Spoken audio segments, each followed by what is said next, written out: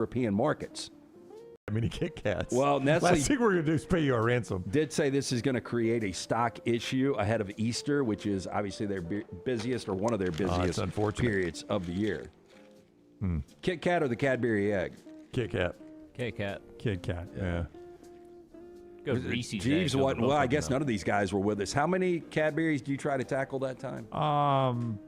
Forget how many I tried to tackle. I didn't make it to 12. I know that. I guess I was trying to do 12. Of all the eating challenges, that was the one that got you, right? Yeah, it was the sugar. Yeah. He made it to the back office on the couch. He did. I remember that. I think was it the pancakes from McDonald's that got you? Yeah, but you got all those. No, I did all those. But I thought you felt like complete shit afterwards. I mean, I did later on feel like that because I think I ended up doing that. I got a picture of the pancake one from back in the day, but that was bacon and everything. I finished that. Yeah, he ate the sides big with breakfast. that. Yeah, he ate sides with it. That was 6 full orders of IHOP pancakes, full stack. Yeah, Ooh. and he destroyed them. Yeah, and remember how nice I was? I offered if you ran 10 laps around the building afterwards that I was going to wipe like 2 or 3 more steaks. Yeah, I couldn't have done that. You remember how nice Lance was? I remember how nice Lance was.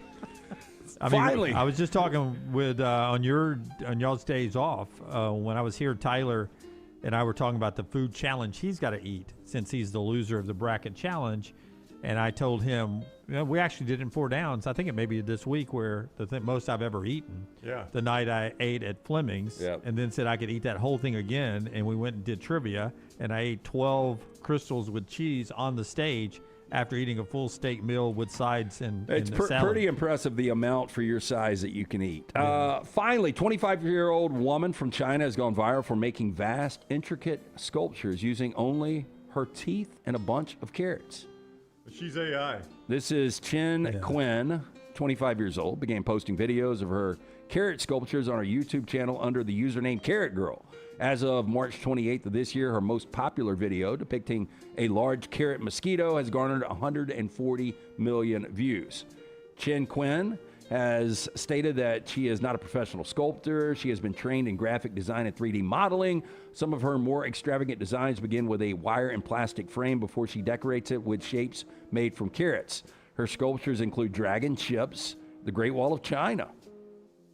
Tyler, this is AI, Tyler. This is not a true story. 100%. What makes you say that? She doesn't look real. Look at her. It looks like she's got a filter on her eyes. I don't think other social media influencers. I don't think any of this is real. No, this is not real at all. You haven't seen like chainsaw sculpting and like just crazy I have, sculptures but and stuff? they're not eating carrots, and I they saw look real. Bill Murray used a chainsaw to do an ice sculpture in Groundhog Day. I think over there they use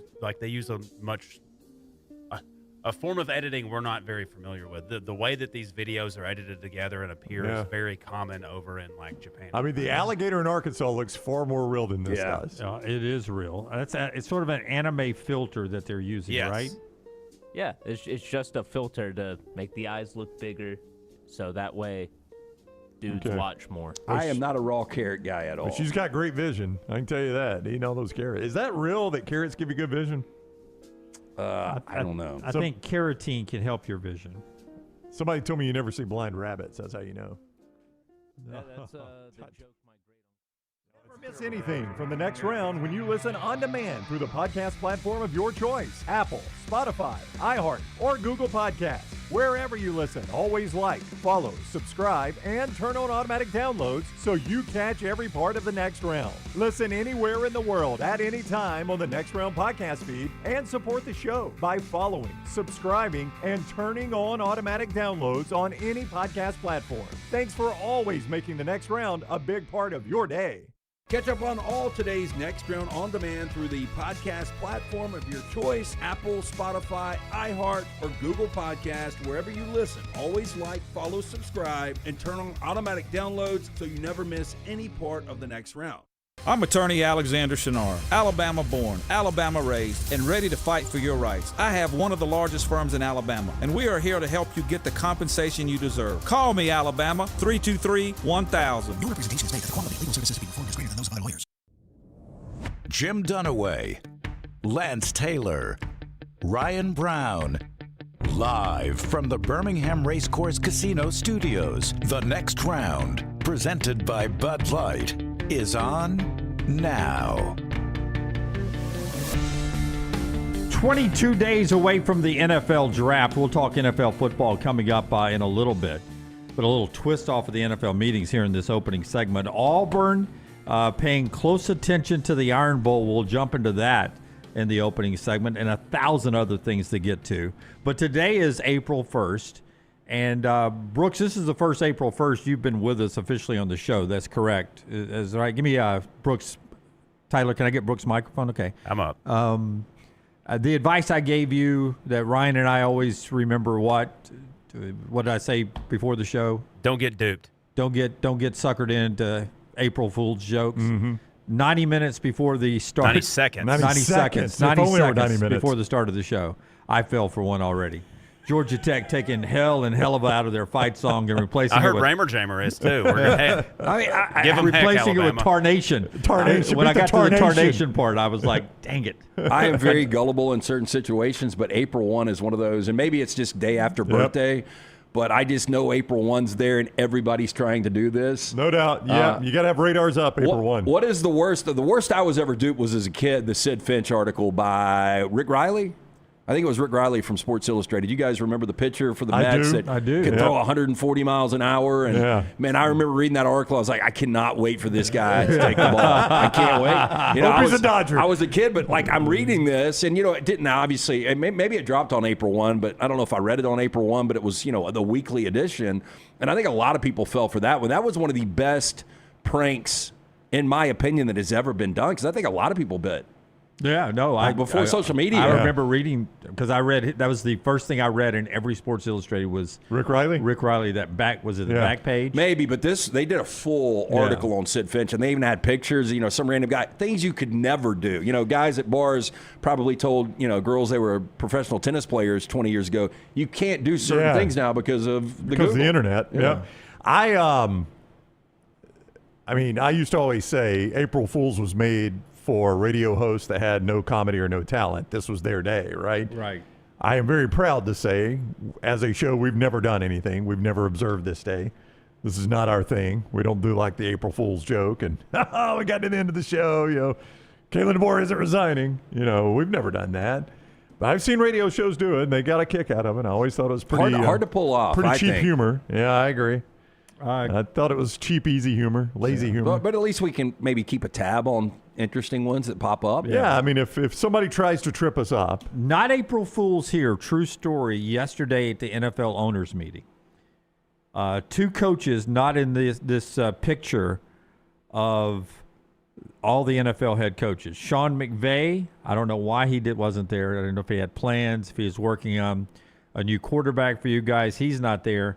And the other guy was Todd Monken, who's the coach of the Browns. In a very Browns way, he's getting a haircut for the coach's picture, and in the process of getting that haircut, he misses the coach's picture. Yeah, that's pretty amazing. That is so Cleveland Browns, is it not? Yeah, it really is. I don't know why McVay wasn't there. I don't know why a haircut mattered for this picture. Yeah, you can't even see people. Yeah, it looks like it should have been from the couple of guys in there. It should be arms day. You should be lifting weights before you go out there. Do you think? I mean, obviously, no. I was just from a distance, so I'm looking across the room at the monitor this photo is on. And I was like, did they all get told to wear a shade of blue? I mean, look how much blue is in that picture, which my closet is full of a lot of blue. A lot of things come in blue. I mean, all three of us got blue on today. A shade of blue, there's no doubt. Yeah. But, I mean, look at all the blue in that picture. I got the heard random Browns like Andy Reid. I think it's the big cat fella on Barstool. Right. I sampled it a couple of days ago, and he said that every year he breaks down this composite. And he brought up Sean McVay not being on it. And he's like, I think Sean McVay wasn't there because he feels guilty that he has started this trend of better-looking coaches. Yeah. And it is true. I mean, you've got better. Like, if you look at the old NFL coaches, I mean, beat to hell and back. And now you got guys with product in their hair, and they got a little bit of tan, and they got veneers, and they're trying to look a lot better than they are. It's a new age of NFL coach that is a little more worried. Your boy McVay is probably the ringleader of this. Outside of Mike McCarthy back there. It does not care. Wearing a Star Wars Emperor robe or whatever the hell he's wearing. It's like an Irishman sunbathing there. Yeah, McCarthy needs some sun. Yeah. Now, D'Amico looks like he ain't skipped the gym. Now, he's one of those, if he goes into Bucky's, he's getting one of those baskets. Who, Mike McCarthy? Yeah. Because it can't just, like, I walk out with snacks, probably 2 hands full, but I never need a basket. How excited does he get when he hears brisket on the board? Oh. Yeah. 22 days to the NFL draft. Have you ever heard or told the story on the show, and I can't remember who I heard telling this story. It's an NFL analyst about the Sean McVay, the pool at his wedding. Have you ever heard that story? No. Dunaway, have you heard that story? I have not. God, it's one of the ESPN NFL guys. Orlovsky's the one that is pretty tight, obviously, with Stafford, but he's gotten tight with McVay. Yeah, but it was not Orlovsky, because I'd have gotten Dan to tell it on the show. There's an ESPN guy that's telling the story. He gets invited to McVay's wedding. And he goes, so we go to the wedding. I can't remember where it was. It was some destination wedding. And he's like, we go to the pool, and Ed Orgeron is at the pool. And he's like. But not a guest. He's like, I didn't know Sean McVay knew Ed Orgeron. How big is this wedding? I know. And he's like, man, who all got invited to this wedding if Ed Orgeron is there? So he's like, and Orgeron's the life of the party at the pool. Like, everybody's gravitating to Orgeron. He's all tanned. He looks great. And this is after the LSU days. And he's like, everybody's gravitating towards Ed Orgeron. I'm like, man, I didn't know McVay and Eddie O were that tight. He goes, so later on, I'm talking to McVay, and he's like, hey, how about Eddie O out at the pool, huh? And the guy's like, yeah, man, I didn't know y'all were boys. He goes, oh, I've never met him. Because he wasn't invited to the wedding at all. Yeah, he's on that LSU tab. He's just out spending money. Because I don't know the guy from anybody. I've never met Ed Orgeron. He just showed up at the pool today. Dude was just staying in the same resort that McVay was having his wedding at. Everybody thought he was invited to the wedding, so they're just all gravitated towards Orgeron. Nah, he would be one of those guys that would be fun to hang out with, but I bet it gets to a point, and I'm sure you guys have friends like this, that they're the violent drinkers. Right. And when they get to a certain point, it tips over the other way, and you're like, okay, I'm out. I've had enough. But, boy, they're a lot of fun up until that point. Yeah. You get to that line, it's over. But up until that line, it's the night of your life. Normally, you can see the look in their eye. Yeah. It's changed. Yeah. Amazing work that Chris Lowe does at On3 Sports all the time. We'll jump into what he has learned from as he calls it, a wide-ranging conversation with Kalen DeBoer. And the part I want to focus on is the Michigan pursuit of Kalen DeBoer last year. After we tell you about our friends at Kalshi, where you can take some positions on day baseball, including athletics and the Braves getaway game in Atlanta. I think that's the first game on the board today around 11:15. All the games, take those positions at Kalshi. Yeah, we are red hot Major League Baseball at Lance's Lock. You can get our picks. You can take it right to Kalshi. You can, get you a little position at Kalshi. Very important. The first thing you want to do at Kalshi is download the app. Once you download the app, put in that code TNR. When you trade $10, you're going to get $10 back. It is legally available in all 50 states. And, Brown, what makes it so great is you got sports positions, but also politics, also pop culture, even the aliens. You've got all of that. Jim mentioned A's Braves. Atlanta right now, 67%. The Athletics, without a city, 33%. If you want to look at the run line, 1.5 for Atlanta. If you want to look at the run total, 7.5. All that right there at Kalshi.com or on the Kalshi app. And you can play elections, politics, sports, pop culture. In fact, I'm just going to hit the pop culture and give you the first one that comes up. The Super Mario Galaxy movie Rotten Tomatoes score. I will say... What's your over-under on Rotten Tomatoes for Super Mario I would put it movies? at 71%. Tyler?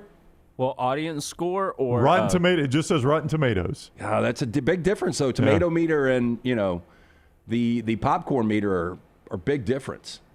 I'm going to go with 89. 45 is oh, no. 89? I thought I went high. 45 is your over-under. You can play all that right there and get a position at Kalshi. Kalshi.com or the Kalshi app. Code TNR. Get you $10 on your first $10 position. All right. And go ahead and tell us about LancesLock.com since you brought that up and our friends at Hemp Hill. It's going to be 84 today here in the area. Hemp Hill, make sure that cooling system ready to go. Yeah, 11-3-1 in Major League Baseball. So we are smoking it to start the Major League Baseball season. We will have more Major League Baseball. So you've hit 11 of your first 15 baseball games? 11-3-1. Dang, son. Jump on board. Win with us. Free play every single day at LancesLock.com. It is always brought to you by our friends at Hemp Hill Services. Trust the name. Birmingham has trusted since 1954. Adam, Chad, Andrew, the guys there are awaiting your call. Whether you experience plumbing, heating, cooling, any of these issues, home or business, they are ready to serve you. 205-229-2090 or hemphillservices.com. All right. So I'm not going to read the whole story to you. It's behind a paywall at On3 Sports. But Chris Lowe sitting down with Kalen DeBoer, wide-ranging interview. But the part I wanted to focus in on was the Michigan job that was open last year. And as Chris Lowe says, sources told On3 Sports that Michigan was prepared to open the checkbook for Kalen DeBoer, both for him and for the NIL, everything that he needed. DeBoer said, yes, he knew about Michigan last year. I would have to have lived under a rock not to know. I'm not naive, DeBoer said. And then he went on to say, but I never talked to anyone, not one time. I just don't know how you could live with yourself and look into your players' eyes if you're looking at other opportunities in the midst of the season and getting ready for a playoff game and hopefully making a run at a national championship. So it was a pretty easy decision not to engage with them. I didn't come here to follow Coach Saban, only to turn around after 2 years and go somewhere else. I mean, this is Alabama. I'm at an amazing place. That's the way I was looking at it. I chose to be here. I love the support, and I love our players, and I love the direction and everything the staff has done to put the pieces together here over the last 2 years. A lot of heavy lifting's been done to get us to this point. That will continue to happen, but man, we're right here where we want to be, and I plan on being here for a while. That's Kalen DeBoer to Chris Lowe. Well, I don't know about you guys. When I've had to make big life decisions, you've only got such a circle of trust of people you can actually talk to, and I would always weigh those opinions, and I would assume in Kalen DeBoer's circle of trust, and maybe I'm wrong, is Courtney Morgan, his general manager. And I think one of the bigger fears was Courtney Morgan played at Michigan. He was a 3-year letterman there. He was a general manager there when they won a national championship. So he's got a pass there. Courtney Morgan obviously loves Michigan. I'm sure he's very content where he is in Tuscaloosa. But a lot of people like to go back home. So I think the fear there was if one of the guys you lean on, your general manager, is a Michigan man, then maybe you get a little influence there. I think that was always the fear for Alabama fans. But that's pretty definitive right there. Yeah, it is. Now, on the other side of that, I don't know that I've ever heard a major college football coach come out and say, look, I know I'm the coach at State University, but I flirted with Michigan, and, they offered me a lot of money. We talked a little bit, and, I just decided to stay here. It's generally bad business to do that. So I do want to say that I think most coaches try to distance themselves from any job opening that they did not take. So that's pretty natural in that job. Another rule I have, like when you make big decisions, you never make a big decision when you're emotional or tired. I don't think. I mean, that's just kind of a rule in my life. Not that I have to make a ton of big decisions, but any ones I've had, I don't think it's wise to make it when you're emotional or tired, which probably decisions like this makes it tough. Like, don't you think a college football coach is always tired in season? Always. And is always riding a roller coaster of some sort of emotion, probably. Yeah. So that probably does make these decisions tough. And the timeline of it all, Brownie, was you had made the playoffs. So well, to start with, you were in the Iron Bowl. Yeah. Because there were a lot of people that thought, as crazy as this sounds, that if Alabama doesn't pick up that 4th and 3 where they scored the touchdown, that they lose the Iron Bowl, they don't go to the championship, they don't go to the playoffs, and DeBoer takes the Michigan job. I'm not saying that's what was going to happen. I never understood that, but I heard the same thing. But I am saying that was the narrative that a lot of people threw out there, which, when it came up on the show, we would always say, how dumb does that sound? Boy, I hope the coach loses the Iron Bowl so I can hire him for my job. That sounds like the dumbest thing in the world. But he even says, in the middle of playoffs, how can you look in your players in the eyes and be talking to someone else while we're trying to win a playoff game or win a national championship? So you do win the Iron Bowl. You do go to Atlanta. And then you don't win in Atlanta, but you're still in the playoffs. So now you go to Oklahoma. You win in Oklahoma. Now you're playing in the Rose Bowl on January 1. Yeah, ship it sailed then. That did extended the season a long, long time. But we say it on the show all the time. We're fans of Kalen DeBoer, and when he says things like that, if you're an Alabama fan, I just don't see how you don't get behind this guy. Well, when you look at the horizon on who could be your coach, I just think this. And tell me I'm crazy, but there's something about the way he's piecing together this roster. Expectations have never been – it's been a long time since they've been this you'll watered see it down. When we get to – how far out are we from a preseason ball? How many days Innisfree? We're 150 on our Innisfree countdown to kickoff. So we're probably roughly 4 months away from our first poll being dropped. Yeah. We'll get early August. And we'll get to our 40 and 40 before that, but even our viewers – last year had Alabama lower. I think we were 7th or 8th with our viewers and listeners. And it would not surprise me if we're 7, 8, or lower on our viewers. I was going to say, though, just AP and coaches, I will be shocked, and it's hard to say this with a team coming off 11 wins and winning a road playoff game. I will be shocked if Alabama's preseason top 10. Shocked. I don't think there's any chance they're preseason top 10. So to your point, I think they're right in that 9 to 12 area. To your point, see, I think they're like, I would go 12 to 17. But I would be really, really, really surprised. Tomorrow on our show, Brooks has been working really hard to get us to put together an SEC ranking of starting quarterbacks. And when you start looking at quarterbacks who are coming back, it's a good list of quarterbacks. I mean, I found this pretty hard to do, honestly. I mean, it's a good list of quarterbacks in this league for next year.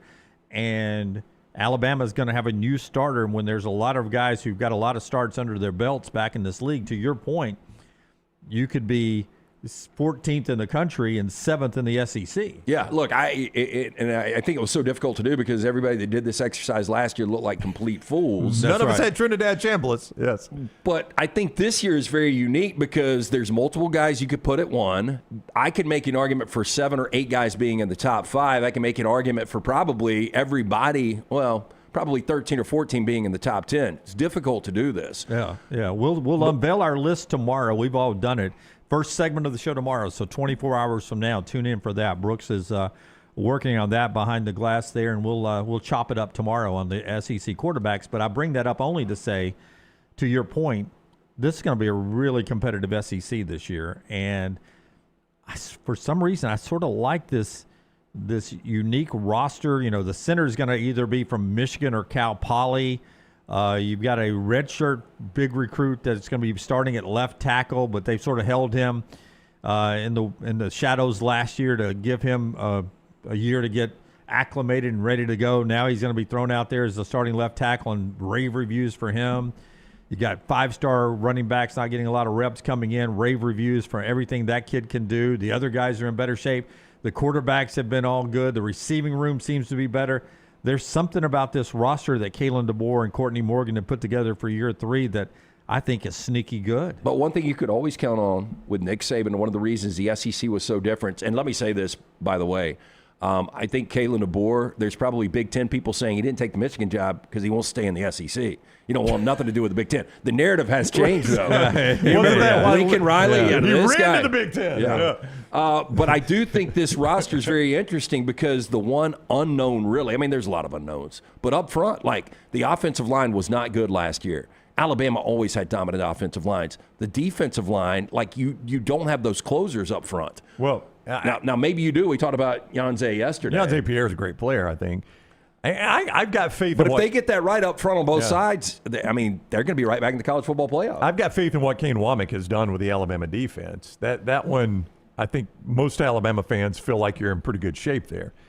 I think a legitimate question for Kalen DeBoer's success at Alabama, and I know how he would answer this question if asked, but I don't know what the actual answer is. Does Alabama have the right offensive coordinator? They've got the offensive coordinator that Kalen DeBoer is comfortable with, that he has worked a lot with, but the results from the first year of Ryan Grubb as offensive coordinator were not good. And that is a legitimate question going into this year. Was it a personnel issue or was it a coordinator issue? And, the numbers will tell you the story there. If Alabama can't run it again, and if it's a slog of offense, and if they're lucky to get 21, 27 points, I think you can start to question, does he have the right coordinator? It's so difficult for these guys to reset when they're so familiar. And Kalen DeBoer being an offensive guy, he loves, I think, the philosophies of Ryan Grubb. He just didn't like the results, obviously, from last year. But as Dabo Swinney, it was different circumstances because he had programs coming to get his offensive coordinator. But when he had to reset, we talked about this yesterday. He's back to it with Chad Morris. Other side of the state when it comes to spring football. We'll talk Auburn here in just a second. The show being brought to you by Greg from Pell City and Storm Restoration Roofing. Make sure you're getting that roof inspected for free from Greg from Pell City. He and his wife Andrea own the company, locally owned for over 20 years. And listen, a roof inspection is so important. You don't know what goes on in your roof. Sun damage, wind damage can cause some cracks and some loose shingles that could lead to major problems up there. So just go ahead and get a free no-cost roof inspection from Greg. Call this number, and he will get on that roof for you, 205-542-3531, 542-3531, stormrestorationroofing.com, A-plus rated with the Better Business Bureau.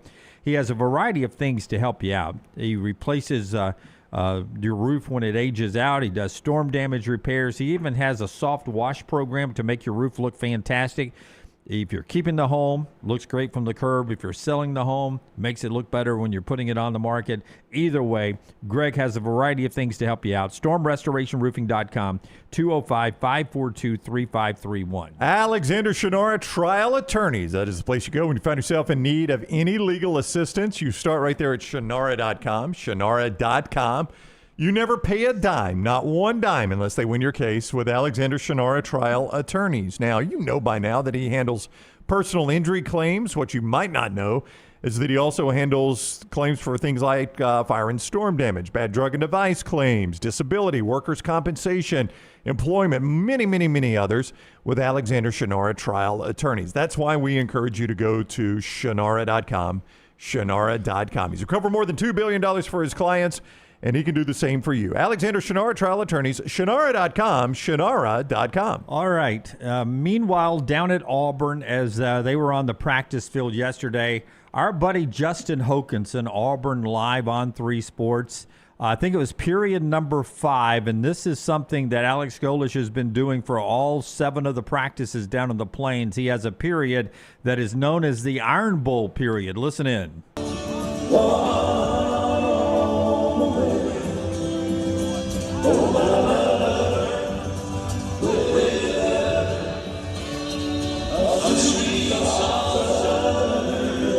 So Hope shows us that. Afterwards, Auburn safety Eric Winters gets asked about the Iron Bowl period that's going on at practice. Here's cut number 8, Tyler, if you will. Eric Winters talking about what's happening down on the Plains. I think everybody in the state knows how much that game means to people around the city. So, you know, just having that one period where things feel a little bit different, because that game does feel different, you know. So just having that period, just having them in the back of your mind.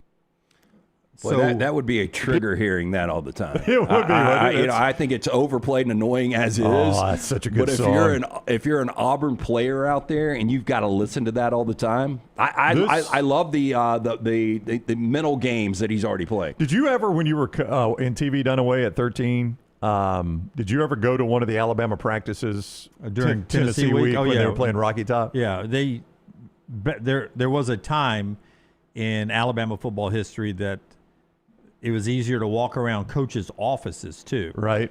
And they would play it inside the building. And they still do that, I still believe, though I can't get back, security reasons, back where the coaches' offices are. But I think during Tennessee week, you still get Rocky Top playing throughout the building in Tuscaloosa. But back in the day, 100%. It would play on the intercom during Tennessee week, but at practice, it would blare nonstop. Yeah. And you'd even have the scout team dressed in orange. Tennessee orange. Yeah. So, I mean, I like good song too. I like this idea by Alex Golesh. I mean, you're right. It would get annoying, but that was the purpose of playing Rocky Top, is like, I was annoyed and I was ready to go kill somebody when I heard Rocky Top. I mean, that was the purpose of that. And I think that started with Bear Bryant. Yeah. Back in the day, they've done that a long time in Tuscaloosa, if they do, in fact, still do it. I'm not playing a bit here, but when is the last time Auburn won the Iron Bowl? The 2019. It's 2019. Now, they've been close. Yeah. Oh, I mean, it's taken miracles and fourth down plays even last year. I think the alarming thing for Auburn fans, Lance, about the Iron Bowl, first of all, you haven't won it since 2019. But you used to could wholly depend on Jordan-Hare Stadium somehow tripping up Alabama. It's come close. It's been very close. Yeah. But Alabama's been on the better end of those. That's the weird thing, is like Alabama. But those Alabama teams have been much better, and they still have gone to the wire. They have been. But Alabama now has been the one that has made the crazy plays at Jordan-Hare Stadium. Absolutely. To win the game, when it used to be Auburn making the crazy plays at Jordan-Hare Stadium to beat Alabama. Alabama is now the one that is making the crazy plays at Jordan-Hare Stadium, whether it is Bryce Young finding a receiver in the end zone to force overtime and then winning it in overtime, whether it is Gravedigger 4th and 31. Nobody Nobody in the world converts that play, and Alabama does it for the game winner. Or whether it's the play I just mentioned earlier, 4th and 3, when everybody thinks you're going to kick a field goal and take the lead. Instead, you go for the juggler and you get the win. Alabama's the team that's making those plays at Jordan Hare. And you used to could just, if you're an Auburn fan, like, all right, every other year they've at least got to come here and survive our crazy crowd and our crazy plays. And now Alabama's able to survive the crazy crowd and the crazy plays.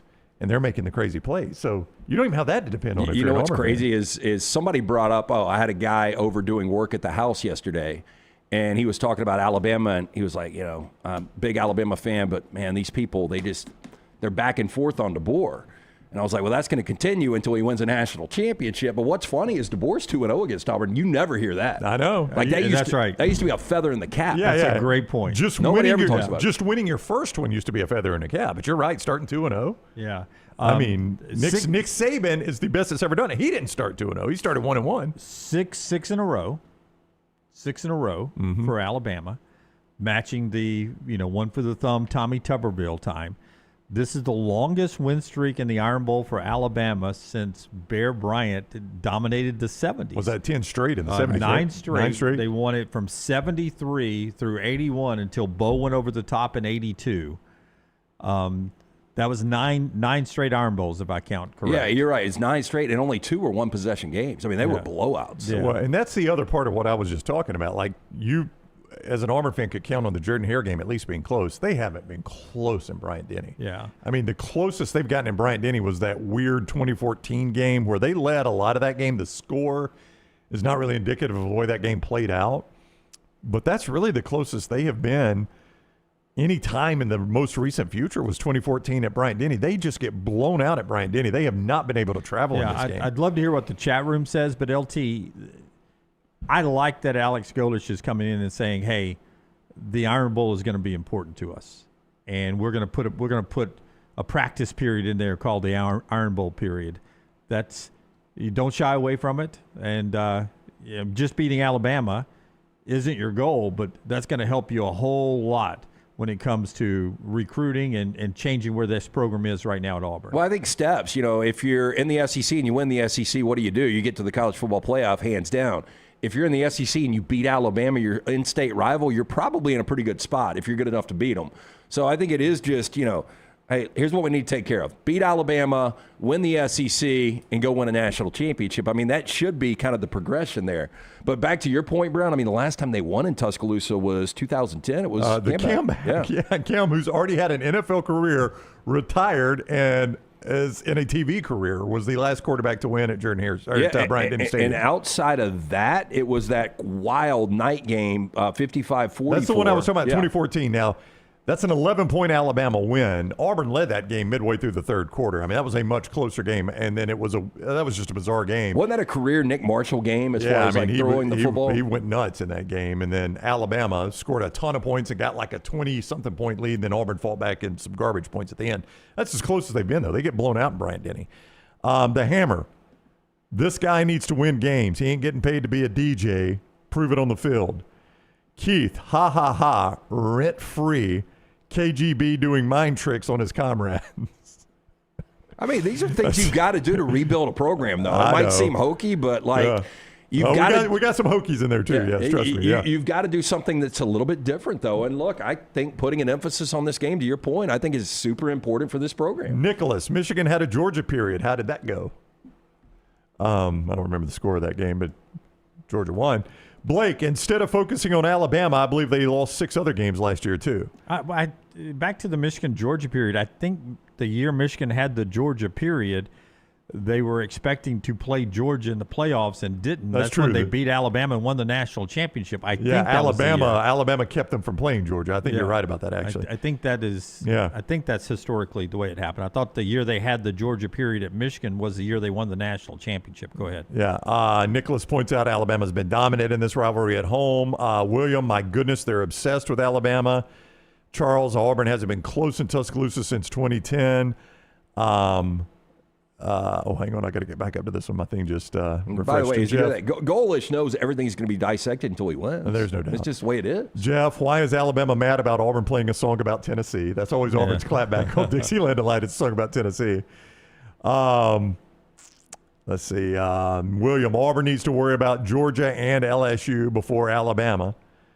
Laura wants to change the subject. She's an Auburn fan. Yeah. She does not like this topic of discussion. It just jumps at me that the 70s were considered to be when Alabama owned that rivalry, and Auburn was going through a transition from Jordan to other coaches before they got to Pat Dye, sort of like what Alabama was doing before they broke the Tuberville streak of 6 straight. But six in a row in a rivalry is a big streak. It's a lot, but back to it. I think back to your transition. I think Golesh believes not only is it a transition for Auburn, it's still kind of a transition for Alabama. I mean, you still are feeling the effects of going from Nick Saban to Kalen DeBoer, and if you're going to get Alabama, you want to get them right now. Yeah, but there again, you got to do it in Bryant-Denny this year, which is a place you haven't won in a very, very, very, very long time. Well, he's playing with house money in this one. I agree. Yeah. I agree. But, to your point, now all of a sudden Kalen DeBoer's 3-0 in this rivalry if you can't get this one. So much college football to get to on the show today, including Ryan Day talking about one of the reasons he rated the Alabama roster. Pete Golding talking about Dabo Swinney. We'll get to all that coming up. Innisfree countdown to kickoff is 150 days away. Your game day tradition is Innisfree, the Irish pub there in Tuscaloosa and Lakeview. Irish-inspired pub food, the great beer selection that you get there, the cocktails, the signature Irish gold sauce, which is just delicious, and always a world-class atmosphere at Innisfree. Both the Lakeview and Tuscaloosa, happy hours are great. The nighttime atmosphere ranks it as one of the best bars in all of America on any time they do the polling there. 150 days on the Innisfree countdown to kickoff. And our friends at New York Butcher Shop, the official sponsor of Lance's birthday. One-stop dinner shop is the New York Butcher Shop. From the fresh meats, the deli sandwiches, the fantastic selection of fine wines and desserts. Make sure you get in and go see Jim and his fine staff of butchers. 2 locations, the original Cabo Heights, Highway 119 in Greystone. Rare quality, well-done service. It's the New York Butcher Shop. Follow Dunaway on Twitter and Instagram at Jim Dunaway.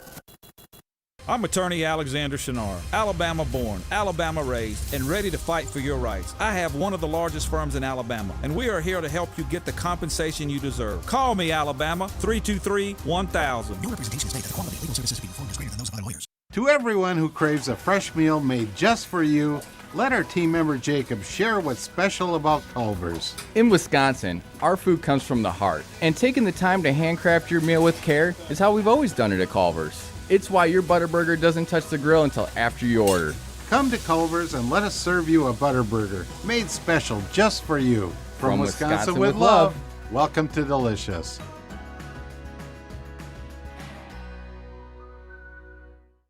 At Central State Bank, we are large enough to serve you and small enough to know you. Manage your money with ease, whether it's mobile banking, hassle-free checking, competitive loans, business solutions, or personalized financial advice. We're your hometown bank with big-time service. Visit us today and experience banking made simple, because at Central State Bank, you come first. Member FDIC. Hey, for all of your IT and printing needs, reach out to our friends at Xerox Business Solutions. Look, I'm still one of those old school guys. I print my notes every single day for the show. If you watch the show here on the next round, you see all the notes in front of me. From day one, Xerox Business Solutions, they've been with us here at the next round.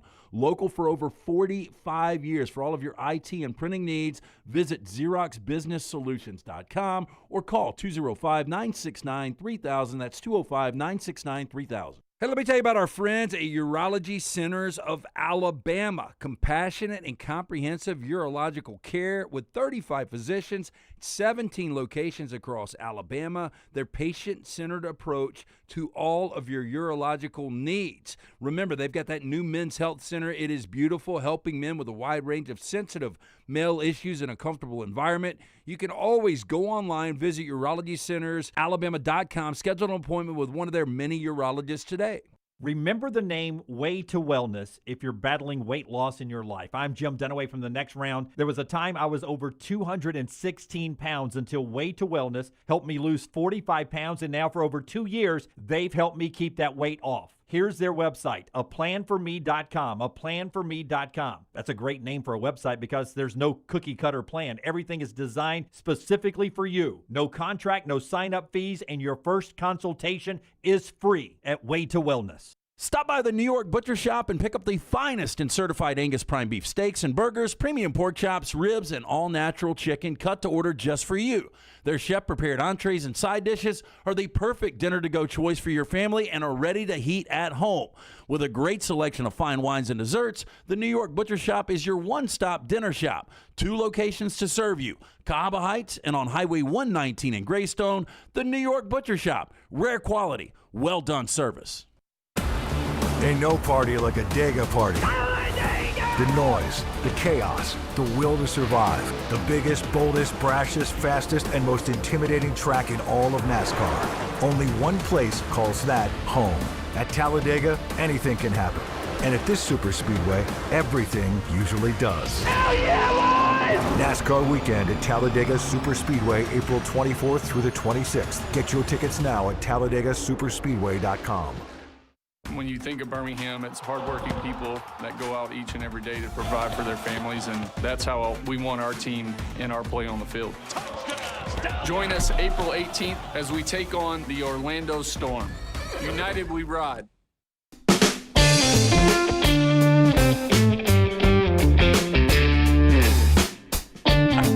That's very DTF. Do you know anybody that has that? Oh, mic's on. No, I know it is. I'm just wondering. No, I mean, how would I know if I know somebody that's got that? I don't know anybody that has it, but I think it's pretty. I guess it's something you wouldn't talk about, right? I don't think I would bring it up in a conversation. Talk about Peyronie's disease. Okay. I think I had a friend in college that has you. It's a freaking boomerang, right? Yeah. Well, I mean, I'm sure there are Did you degrees investigate? of it. Well, I mean, we had open showers. Yeah. It was like in our. Right. It's not true unless I see it. In our dorm room, it was like a room this size with eight nozzles. So eight nozzles. What did they look like, Jim? Yeah. How were they hung? Yeah. The nozzles. Anyway, the show today being brought to you by 45-degree angle. Please do your All Edu our friends at Odie's, where these guys will be doing trivia tonight. Yes, Odie's Team Trivia. We do it every Wednesday night. Come out and see us. The original location in Crestline, newest location right there in Edgewood. Fantastic food from Rodney Davis, almost 4 decades. Both locations, the award-winning wings, delicious burgers, fantastic sandwiches like the Diablo sandwich, ice-cold beer buckets, great place to sit on the patio. We will have a Masters announcement coming up for you guys probably tomorrow on the show. But it's a great place to watch the Masters, and they do it to another level, don't they, Brian? Oh, they got grass on the floor, azaleas they move in. It's pretty wild. It's really, really a cool situation. So put that on your calendar for next week. But tonight, come out and see us. Birmingham Institution is Odie's Tavern. Okay, so I hate to bring this up, but, the basketball portal is filling up, just filling up. It's more active percentage-wise in the football portal. I can't even imagine. There's more think? teams. There's more teams. I can't keep up with them all. But specifically, I look at Alabama coming off the season they just had, and I heard Nick Kelly was being interviewed on Jocks the other day, and he talked about Aiden Holloway. If he is cleared of everything and he's able to come back and play college basketball, gets his legal stuff behind him, and Nick made a great point, that Aiden Holloway being the top returning scorer on this team and a guy that averages 18 points, he would have had a market value in the NIL world to leave Alabama and go to the portal. Yeah, I saw somewhere where LeBaron Philon made $1.7 million, and you don't know exactly how accurate these numbers are, but I said before the situation that I thought he was going to be $1 million guy in the portal. What you're going to get him at now, I will be blown away if he is not cleared to play and doesn't have a landing spot, whether it's Alabama or somewhere else. You're just going to get him at a better market value. That's what Nick pointed out. He's like, Holloway's a guy that may have been hard for Alabama to keep him if he wanted to leave because of the money that was going to be out there. And he's a guy, and I'm right about this, right, LT? He doesn't have an NBA future because I wouldn't of his think size. so. Yeah. Well, I bet he could tear it up overseas, though. The way he can shoot. Yeah. But Nick brings up the fact that Nate has been so outspoken, loyal to him, that there is going to be, if Aiden feels like it and gets everything cleared up with Alabama, that at a price point like you just pointed out, he is now available to come back to Alabama if they work things out. Financially, it's going to fit good. Meanwhile, Aiden Sherrill, I don't know where you are. I think he's got some. I think he can play in the NBA. Yeah. I really do. Now, somebody's told him that he can shoot too consistently from the perimeter. He hits a couple of those shots and, goes full out, launching, green light whenever he gets it. But, I mean, he has become a better perimeter shooter. He can do a lot of different things for you. Handles the ball pretty good. His hands, like on passes, that's an issue for him. He'll drop some passes. Amari Allen, London Jimerson. Allen will probably go to that pre-NBA draft camp and see what his he'll be the Phylon of this year rating is, but he'll come back to college. But he'll be the guy that gets Phylon slot as far as the highest paid guy on this roster. Yeah. So, but I want to ask you guys if you're just saying in order 2, 3, 4 guys that you think Alabama the priority of getting back for next year. Who do you put first? Let's say Holloway is legally cleared of everything and he's in good standing at the University of Alabama. Yeah, Amari Allen is still number one. Amari Allen. Yeah, I don't think there's any doubt. In my opinion, his play down the stretch though it faltered a little bit. Yeah, and even the final game we saw him out there against Michigan, I think he had 4 points. Yeah. But I still think Amari Allen, he's that Swiss Army knife that I would assume just from year one of the game to year 2, he's going to get a lot better offensively. I agree. Who would be 2? It would have been Holloway. Well, let's say he's cleared and he's available. Let's say everything is okay. You go ahead. I want to circle back to this. He gets pled down or he doesn't do jail time. He doesn't do anything, and the school says you're in good standing. I still think it's probably going to be Aiden Sherrill, just based on the fact that you heard Nate. I mean, what was the first thing he went to when they lost to Michigan? We need more length. We don't have the more length. Size. And you look at the teams that are still alive, UConn, Illinois, Michigan, Arizona, they all have length. Every single one of them. And the most dominant team in the SEC this year had length in Florida. So it's not only Aiden Sherrill, and Aiden Sherrill might be number 1 on this list. He could be. I would put him at number 2. Yeah. I was wondering if you would put him 1 or 2. But Amari Allen's a future NBA player. So that makes sense. Aiden Sherrill. I bring this up, Brownie, because last night was the McDonald's All-Star game. Mm-hmm. And, by the way, the star was Jordan Smith, the guard. He's going to Arkansas. Another star was J.J. Andrews. He's going to Arkansas. That's shocking. John Calipari's getting these guys. Another star was Brandon McCoy Jr.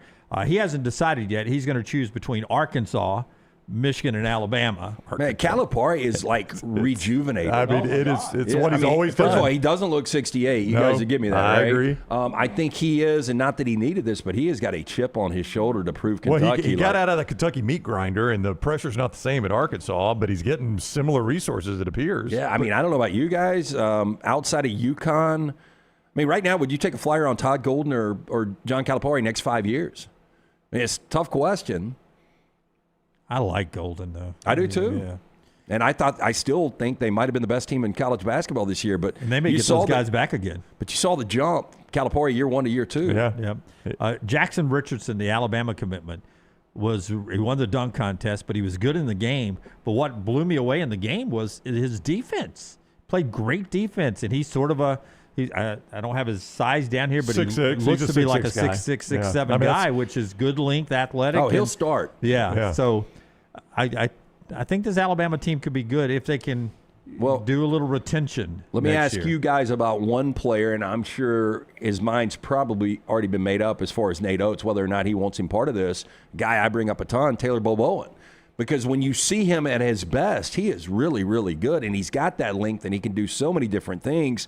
But it's just like sometimes he's just a non-factor. He just disappears. So where is he on the pecking order of this roster? I mean, I feel like it'd be tough to pay him whatever I paid him this year to get him from Florida State. Yeah, based on what I got out of him. And somebody probably would overpay. Yeah. If I had a choice between, and you don't have to choose. You can keep them all. But if I had to choose between Boboan again or London Jemison, the freshman, I think I'd want London Jemison. I mean, he brings a little defensive. Yeah, he seems like more of an effort guy. Yeah. And he was just very, very raw offensively. Before we move on, can I just circle back to Holloway, because that's why you brought this up. Give me the contributors in Alabama's backcourt this year. Oh, they're all gone. Millett, Philon gone. Philon gone. Wetzel gone. Wetzel gone. That's why Holloway's important. That's why Holloway's got all the value. I mean, I agree with your pecking order there with Amari Allen, but who is your starting guards? No, but who are your starting guards if Holloway's gone? I think it still is easier to go pluck a mid-major guard than it is a mid-major big. I mean, look at guys like Mark Sears. Yeah. I mean, Xavier Lee didn't have the impact that Florida thought he would have. By the way, did they really pay Boogie Flan over $2 million? Yeah, see, I don't know if it was that much, but Boogie Flan is the one I kept looking at all year long when everybody was talking Florida. And I was an idiot. And in my see, what I listened to you guys leading up to filling out my bracket, and I tried to play chess with you guys, and I had Florida and Houston in my Final Four when I didn't believe in either one of them. But how would you have had, like, Florida going out before they went? Like, you at least had to have them go to the Elite Eight. Like, did anybody fill out a bracket logically that didn't have Florida in the Elite Eight? I don't think so. Yeah, I can get them losing in a regional final, but them losing to Iowa and then Nebraska would have been impossible. Do you feel old that Jackson Richardson is Jason Richardson's son? Do I feel old? I mean, Jason Richardson, was he part of the Flintstones? He was. Yeah, he was the Flintstones. Yeah, Mo Pete, Jason Richardson, Mateen Cleaves. Yeah. I mean, that's I guess that's it. I mean, that's Izzo's only national championship. That's what I was going to say. Yeah. I mean, how old does Izzo feel like? Hey, the last national championship, one of your primary players, his son, has just now signed to play. His son's playing at Alabama next year. Yeah, crazy. Basketball continues. Tell us about our friends at Hoover Toyota, and we'll get a couple of more basketball things in here before we get to Dan Wetzel at the top of the hour. Young Jack was talking about the Land Cruiser this morning. Absolutely love it. Took it on the first trip this past week. Hoover Toyota, they've got the best inventory out there. They've got the best deals because they've got that on-site finance department providing the affordable financing options. Get in and see Kim. Make sure you tell her the next round sent you. Scott, Harold, all the great folks there at Hoover Toyota. They want to keep you as a customer for life. That's why they offer that red carpet program. They give you ways to let your friends and family experience that amazing shopping experience with their referral program. Again, when I got Leighton's car, I wanted something that was reliable, safe, holds its value. She's absolutely loving it. That is a Toyota summed up. To view their inventory, stop in Highway 150, go see them, or online, hoovertoyota.com. Okay, I was wrong. We'll get more basketball with Dan Wetzel, and then after Dan Wetzel, we'll get back to basketball. There's one football thing I wanted to get into. We talked about James Smith, who left Alabama and went to Ohio State. Rousseau also left Alabama, went to Ohio State. There's a reason why Ryan Day was rating not only Alabama's rosters but other rosters in the portal here. He has a standard. He's trying to fill up another national championship contender. Here's Ryan Day talking about having to rework his roster in Columbus. You know, I had went on a couple visits with my son, and so I had a little free time, you know, traveling, and so I watched that Netflix documentary on the dinosaurs. And, you know, if you want to feel insignificant, watch that, because it talks about how the dinosaurs were on Earth like 250 million years ago. And, you know, throughout time, you know, it got all the way to like 65 million years ago. Over that time, the world changed, the climate changed, the Earth changed, and some dinosaurs figured out how to continue to adapt, and some died. And I guess that's a little extreme, but I think it's kind of the way it is in college football. That's the people who know how to adapt, by the way, the ones who don't, they die. And so as frustrating as it all is, as much as we all want to just pull our hair out and throw our hands up and realize that this is all extremely crazy, and even being with some of the NFL personnel last Wednesday when they look at you and say, you are insane to be in college football. They're right, but either you adapt or you die. And so this is another phase of it, is bringing in a whole half of your team is new. They've never played a down of football here, and we're not allowed to lose a game. So we're going to adapt, and we're not going to die. Yeah, and that's the way you got to do it. And he has no problem with his great recruiting classes and all that going out there, and you heard him. He's got half of his roster either are freshmen, but a lot of them are portal guys that he's bringing in now. They're in a great situation because they can sit back, evaluate, and pay more money than anyone out there. So really, they do get kind of the pick of the litter. It's almost like, you know, the Dodgers, unlimited money. They can go out and get the best. A little bit different in this situation, being able to build that team chemistry. But it's worked to a high degree already for Ohio State. Back to the dinosaur documentary, though. I haven't watched it. My girlfriend, Maddie, is a dinosaur geek, and so we did watch it a couple of weeks ago. Fantastic. Really? Yeah. Did you see the same thing he saw? Some adapted and some died? You either adapted or died? And there were a lot of dinosaur species that I didn't even know existed. So it's a deep dive. If you like dinosaurs, you really like it. Well done. But is a iguana, a lizard, or any of that, is that dinosaur family? Dinosaur family that adapted? Ancestors. Yeah. So that was their form of adapting to still be around because there are no dinosaurs still around. No, I mean that I hate to fast forward to the end of this for Ryan Day, but in the end, they all did. They all died. And look, and ultimately, we're all going to be gone. AI. Don't say that. The alligator that you guys bought into yesterday. I mean, those are a direct descendant. The crocodile and the alligator are the from main the ones. dinosaurs, right? Yeah, and the birds. The one that blows me away is that short-faced bear that they believe was indigenous to the Bering Strait, and it's why nobody would go across the Bering Strait, is because a couple people tried it and they ran across that bear and they were like, we ain't going back. I mean, that thing was massive. I think they think when it stood erect, it was like 20 feet tall. Can you imagine a bear that is 20 feet tall and it stands erect? Because, the polar bear is the only one that the apex predator that aggressively hunts humans when they can. But look at this thing. I mean, Jeeves is pulling it back there. There you go. That's I said short face. It's the short nose. My apologies. Short-nosed bear. I mean, that's what they believe that thing looked like, and it was indigenous to the Bering Strait. So people that were trying to cross over from what is now, North America into Russia, they encountered this thing, and they were like, I'll tell you what, North America seems quite nice right here. We're going to stay here. I mean, I don't even know what to take that down with. Like assault rifles, but like sticks and stones back in the day of the Bering Strait. You didn't take it down. It dominated. Yeah. You needed a female one to lure it away. That's all. That was your only chance. Hey, big fella. Bullet put his Vizsla Paul up on the island trying to get some birthday cake last night. And all I can think about when those talons are as long as they are, and how bad that hurts when he jumps up on me, what that would do to you. It just cut you in half. Yeah. Slices you. Speaking of big, this is an amazing experiment that Shane Beamer is doing at South Carolina. There's European football. They're much like Europeans coming and playing in college basketball. There's an academy over there that comes on tour and travels around and visits a bunch of colleges. And South Carolina has signed a 6'7.5", 295-pound Irish rugby player. His name is Neff Jiva. It's spelled Giwa, but it's pronounced like diva. Neff Jiva. And this is him working here. Look at his size and his agility. Now, he plays rugby. And that's the same clip over and over, so don't think, he's identical with his moves. Well, he's not the guy that's falling down. No. He's the offensive tackle. That's his roommate. Never has played American football. Offensive tackle. They have signed him 6'7.5", 295 with 37.5-inch arm length. And his measurables and skill set, his agility, because he's a rugby player, he runs unbelievable. And he's going to be somebody to watch to see if this turns into something special. We've never had these rugby players work out, though. I forgot who. San Francisco signed one of the great Australian rugby players a couple of years ago. He was playing running back, though, wasn't he? He was, and maybe this will work out. I don't know. I've never understood when you look at the sumo wrestlers how athletic they are. Yeah, and like nobody can get around them. How you haven't signed some of those guys at least to bring them in and see if they are they making that much money in sumo? Maybe they are. You know who probably said that at one point last year in between sack number 7 and sack number 30?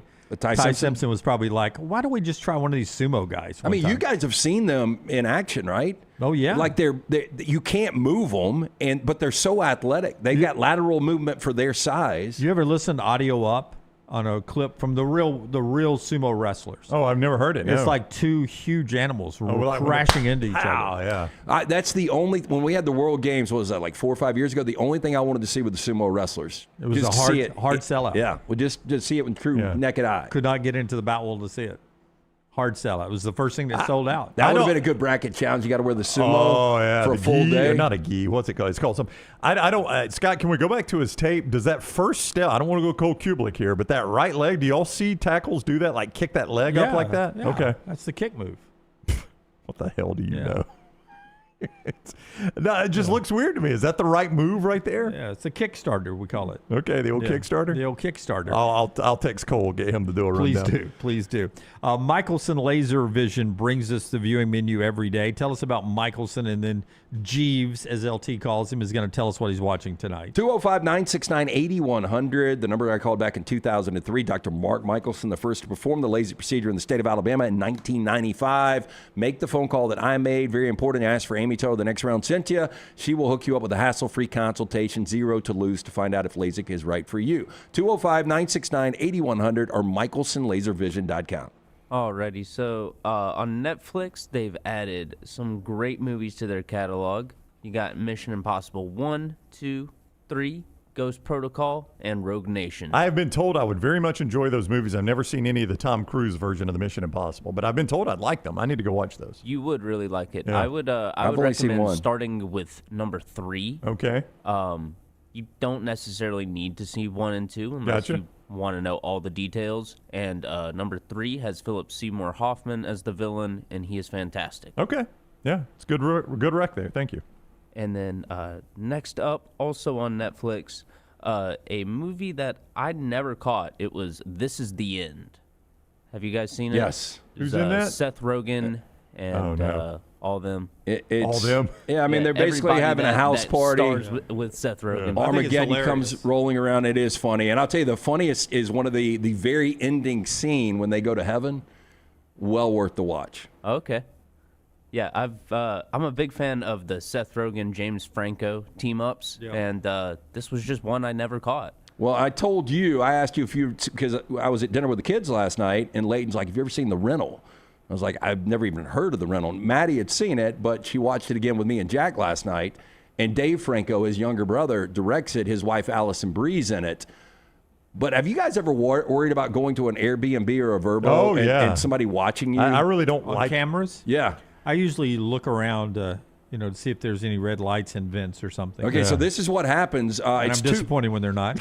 2 couples that go to a remote location for a getaway weekend. It's 2 brothers and wife and girlfriend, and they've got cameras set up, and it gets pretty freaky. But it's one of those you're like, damn, have I ever been watched in one of these? Oh, I bet. Yeah, probably. All right. So, Brown, do you have Amazon Prime? I do, in fact, have it. Alrighty. Do you also have Max? I do, in fact, have it. I think we've got them all, Tyler. There's 2 platforms you can watch this movie in. Okay. The Terminator. It's on both platforms. On both platforms. All right. So Mission Impossible and The Terminator. I need to see those 2. Yes. All right. Terminator, you need to watch it, learn it, know it. Okay. Live it. Report back to you. Yes, sir. And then also on Prime, you have 2 editions. The same movie, one made in the 80s and one a remake of it made in the 2010s. Red Dawn and Red Dawn. I think both of them are solid. Okay. I never saw the remake. I love the original. The remake is not half bad. It's got one of the Hemsworths in it. I forget which one. Josh Peck, Josh Hutcherson, and some other guys. But obviously it's not the Russians. Is it the North Koreans? North Koreans. Oh, okay. we had to change enemies. Yeah, we had to modernize it. Yeah. And that's all I got for today. So I started just randomly a couple of days ago this Netflix show that you might have talked about last week, The Predator of Seville or whatever the city is in Spain. Mm-hmm. And it's about over the last decade plus, all of these exchange students have gone to study abroad. And there was a service over there. This tour guide was sexually assaulting all these women. No. It is nuts. I've got one more episode left, but man, you watch that, you don't want to send your daughter abroad. Yeah. By the way, John Hamm's Your Friends and Neighbors returns this week, I think. I don't know if it's today or this weekend. I started it and didn't stick with it. Did I you liked guys? it. I liked it. I thought it was really good. I like John Hamm, though. Yeah. Thought it was really We're good. the kings of that, though, at my house, starting something and not sticking with it. See, I finish it no matter how bad it gets. Shrinking, I think last night was the series finale. Maybe there's one more episode, but it has been a good run. And I'm enjoying Rooster with. I am too. I didn't think I would. Yeah, me either. Steve Carell and his daughter, and that is hilarious. Yeah. I guess she's some comedian. What's the point? I mean, what's the? So he goes plot? back. He's a writer, writes fiction. This character Rooster, and he goes back to teach at the school that his daughter is going through a divorce. Her husband has knocked up another student or something. It's, wow! But it's. I mean, it is some dark humor, but I think it is so well written. What platform? And Zach Braff has been directing a lot of these episomes. It's HBO. HBO? Okay. It's only 30 minutes. Max? And I feel like he writes some of it, too. He's a good writer. It seems like it, yeah. I mean, he's just, it's a typical Steve Carell character, but I think if you like adult humor, you'll really get into right it. Now. Yeah. It's got a little shrinking feel to it, is why I brought that up, but I enjoyed the heck out of it. Watched it last night. Yeah, I did not think I'd like it. Man, I like it a lot. All right, A+ gets us to Dan Wetzel on the other side, Brownie. Speaking of my wife, that is who she was looking for, somebody to update our master bath. And as she talked to people time and time again, she kept coming back to the name Brad Bell. She scoured the internet, and Brad Bell was the name she came up with. You can see more before and after. Scotty's showing you some from my master bath. You can see more at alabamabathremodels.com, alabamabathremodels.com. Here's what Brad specializes in: master bath, kitchen, and master bedroom closets. Not to say it's all he does, but it's what he specializes in. Here's why that is important to you. You spend a lot of time in those rooms. You want them to look the best they can and function the best they can, be as nice as they can when you own the home. But when you sell your home, you can get some of the money back, maybe all the money back on this remodel. So you enjoy it and you get your money back. AlabamaBathRemodels.com. That is the website. Or you can call 205-422-1758, 205-422-1758. AlabamaBathRemodels.com. That is Brad Bell. Follow LT on Twitter at TheLanceTaylor.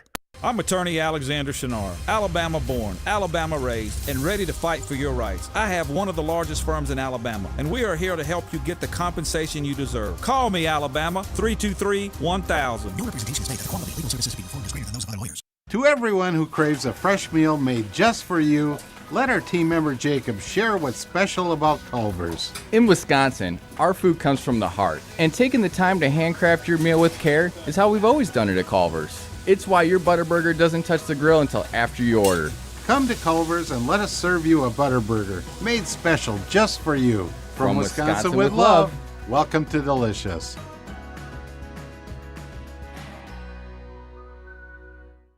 At Central State Bank, we are large enough to serve you and small enough to know you. Manage your money with ease, whether it's mobile banking, hassle-free checking, competitive loans, business solutions, or personalized financial advice. We're your hometown bank with big-time service. Visit us today and experience banking made simple, because at Central State Bank, you come first. Member FDIC. Storm season is here. Make sure you have a plan of action in place right now. Greg from Pell City and Storm Restoration Roofing should be your first call when storms hit. Insurance companies love working with Storm Restoration Roofing because of Greg Nelson's name and reputation in the industry. When storms hit, call Greg Nelson. He's local, 205-542-3531. He's the home of the free no-cost roof inspection. Greg from Pell City on Facebook, 205-542-3531. It's Storm Restoration Roofing. Stop by the New York Butcher Shop and pick up the finest in certified Angus prime beef steaks and burgers, premium pork chops, ribs, and all-natural chicken cut to order just for you. Their chef-prepared entrees and side dishes are the perfect dinner-to-go choice for your family and are ready to heat at home. With a great selection of fine wines and desserts, the New York Butcher Shop is your one-stop dinner shop. 2 locations to serve you, Cahaba Heights and on Highway 119 in Greystone. The New York Butcher Shop. Rare quality, well-done service.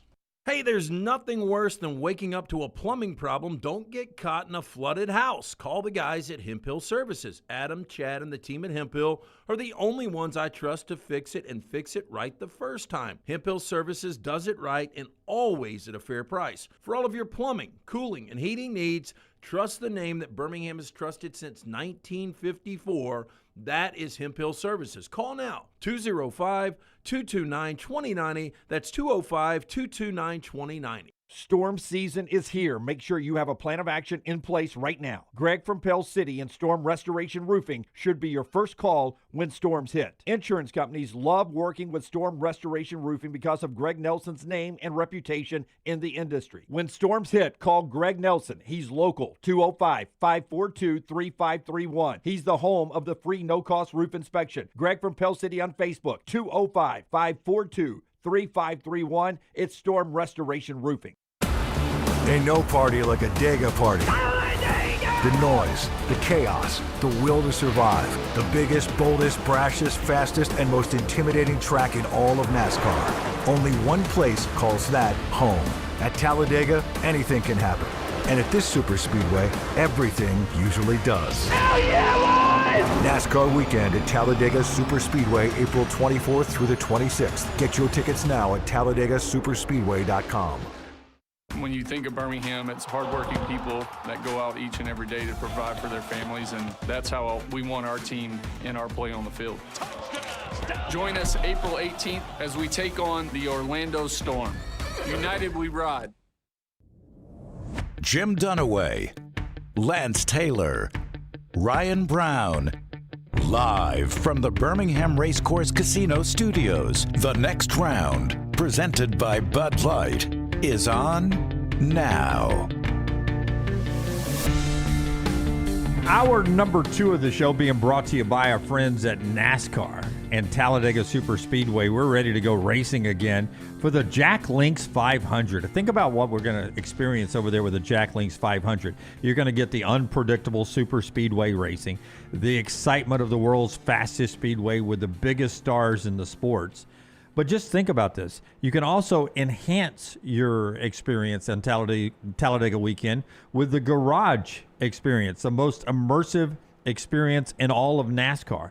You get up close in person in the garage viewing area, the pre-race ceremonies, the driver question and answer sessions, and of course, Mobile One Victory Lane trophy and photos.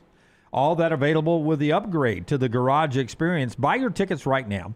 Jack Links 500 weekend is April 24th through April 26th. Go to TalladagaSuperspeedway.com, TalladagaSuperspeedway.com. Dan Wetzel in a moment here on the show. Last night, Shohei Ohtani made his pitching debut.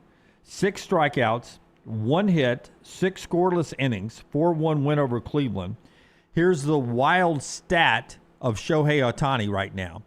Currently, he has the longest active scoreless inning streak in Major League Baseball, 22 2/3 inning, and he has the longest active on-base streak in Major League Baseball, 36 games. So at the same time, Shohei Ohtani has the active on-base streak and the scoreless inning streak going on at the same time. Amazing. Yeah, look, there were days that you played Little League, a Pony League, and there was 6 to 8 teams, and there was one guy that was the best player. Yeah, the kid that hit puberty before everybody else. And he was when he wasn't pitching, he was playing shortstop. That's right. And his voice was deeper than everybody on the field. It was understandable when the kid's 12 years old, but when you have a major league player that at times is the best pitcher and best hitter in baseball, he's literally playing like he's the only one that's hit puberty in Major League Baseball. That is the way Shohei Ohtani is playing right now. It's a weird way to look at it. I understand. If you're transitioning puberty to Dan Wetzel right here, I'm here for it. My voice is going to crack. My voice is going to crack. He is ESPN columnist Dan Wetzel. There is no way to transition that, Dan. I hope you're well. No. I was that monster back in Little League, though. Not with the puberty. I was just naturally gifted. I just chose to be a sports writer. Why be the greatest baseball player of all time? Like that. I could see you like that guy in what was that old movie? Bad News Bears, where you had a cigarette dangling from your mouth and riding a motorcycle, getting all pretty much my role model growing up. You had the dirt bike. You got Amanda Buttermaker on the date where they shot pool or something. I don't know. Oh yeah. I mean, she was sneaky hot to be a 3-pitch pitcher, man. Tatum O'Neal. Hey, so Buttermaker and Dan Hurley could not be further apart. God, he's such a weird guy, but he's such a hell of a coach. I asked this question yesterday, who is more hateable, Duke or Dan Hurley right now? Dan Hurley is I'm not a psychologist. I play one on Birmingham, YouTube shows, but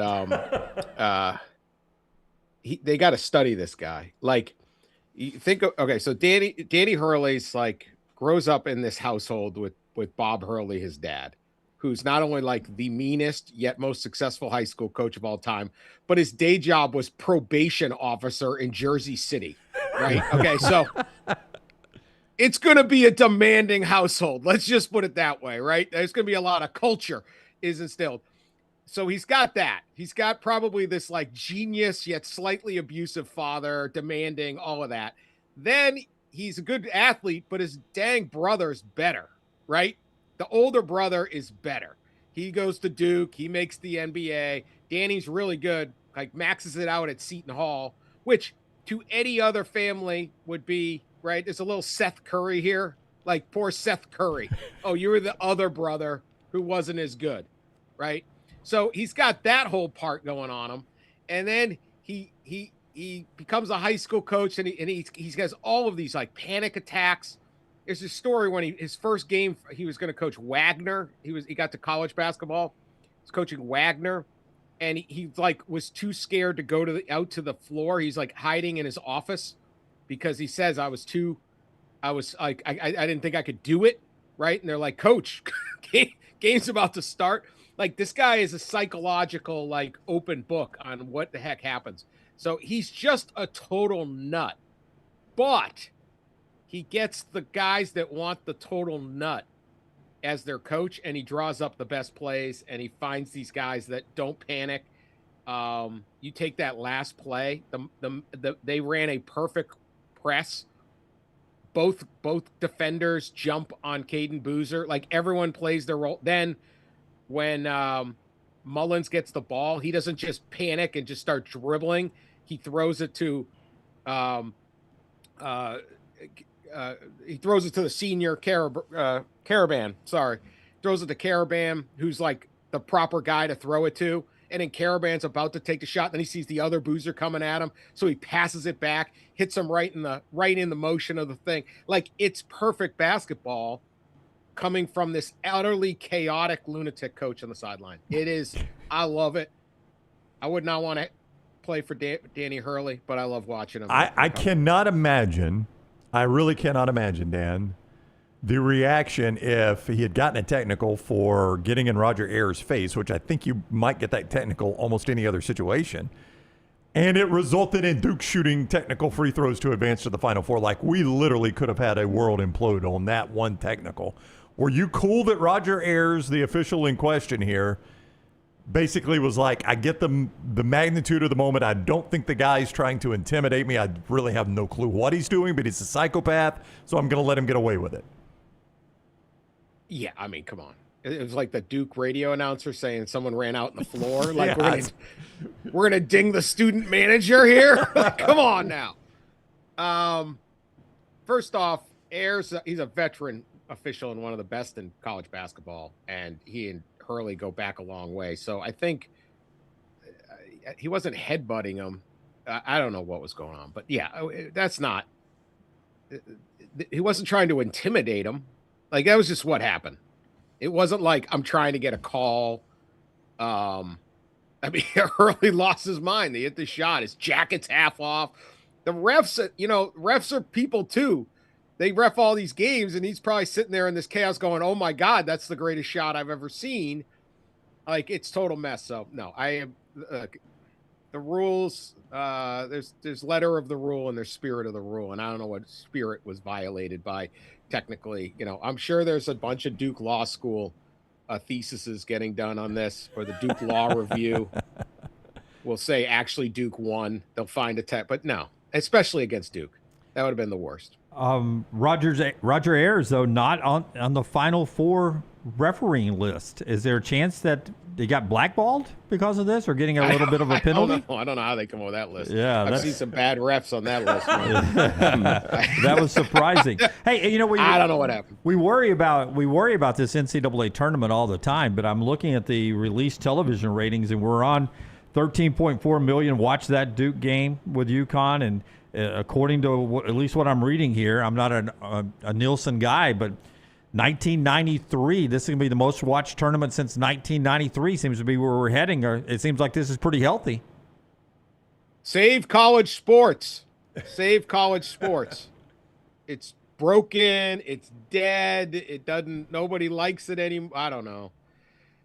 They did adjust the way they're doing. Nielsen's doing they're better now at judging out of home. So you're getting a lot of records this year but because they're starting to figure out how to count people that are just watching on their phone at the bus stop or whatever, or in a bar or wherever they're at, which is good because people don't watch TV the way we used to watch TV. So, but without question, the tournament's great. A lot of coaches, I say this really about college football. They're worse than this. I've never seen a business where the people who profit off the business trash the business so badly. Like it's like if we had car commercials where the guy's like, do not come and buy this Toyota. It's a total piece of junk. It's horrible. We used to build better ones. Right. But that's how college coaches who have had to do things differently often react, and same with administrators. So we have these all the way to, Washington hearings where people are like, we're in desperate times. It's over. It's dead. And it's like, they're just shuffling where the players are. The players are still the players. There's actually more talent in college basketball and college football now than there was before. And certainly college basketball. If you take a look, if you listen to Brad Underwood talk about how he built this Illinois team, he's got three really, but maybe four guys that would be playing in Europe. But now that college basketball can offer a comparative contract to where they're at, he's got these guys coming over to the United States. So these are highly skilled players that elevate the actual game. So the sport is just different. It doesn't mean it's bad or broken, or just because this coach can't adjust or this athletic director is pulling his hair out on where he's going to get the money or this or that. At the end of the day, you put all of these young athletes out on the court, and the traditions of the teams and the histories and the personalities of the coaches, and you get them all out there and you play a one and done tournament, where it's the college football playoff or this, and you go, man, this is great theater. I still love it. I don't know anyone who could have watched that shot go in on Sunday and not said that was incredible. That was incredible. We are in week 2 of the UNC coaching search, and it looks like for the first time in forever, they will not go inside of the family. Tommy Lloyd from Arizona is a name that continues to pop up. First of all, I mean, I'm not going to say it's a lateral move, but do you really leave Arizona to go to North Carolina? Maybe. But is there any chance if he wins a national championship, and a lot of people believe winner of Arizona-Michigan will definitely be favored in the game, is there any chance you can win a national championship and leave your current job to go to another like job in college basketball? I mean, I didn't think a coach would leave a college football playoff team to go to the job. So these days, who knows? Lane Kiffin did it.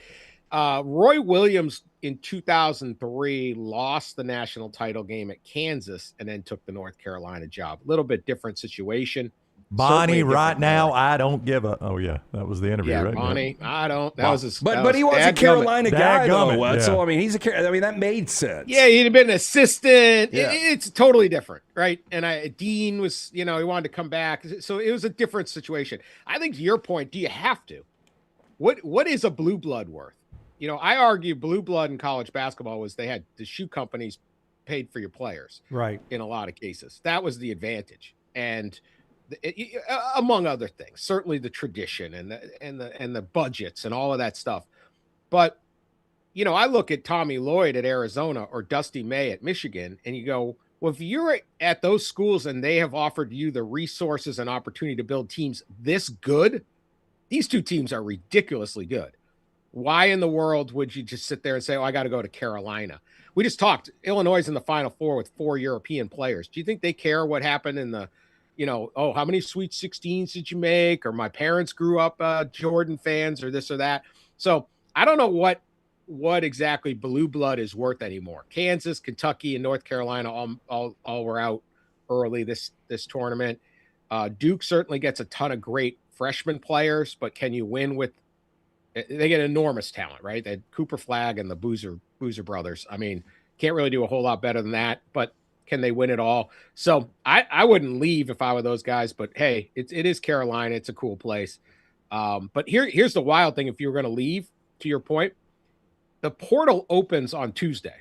Talk about the calendar. We're always talking about the calendar. Couldn't you have done it like Thursday? You could be riding home on the bus of after winning the national title and the portal's already open and you've got to build a team.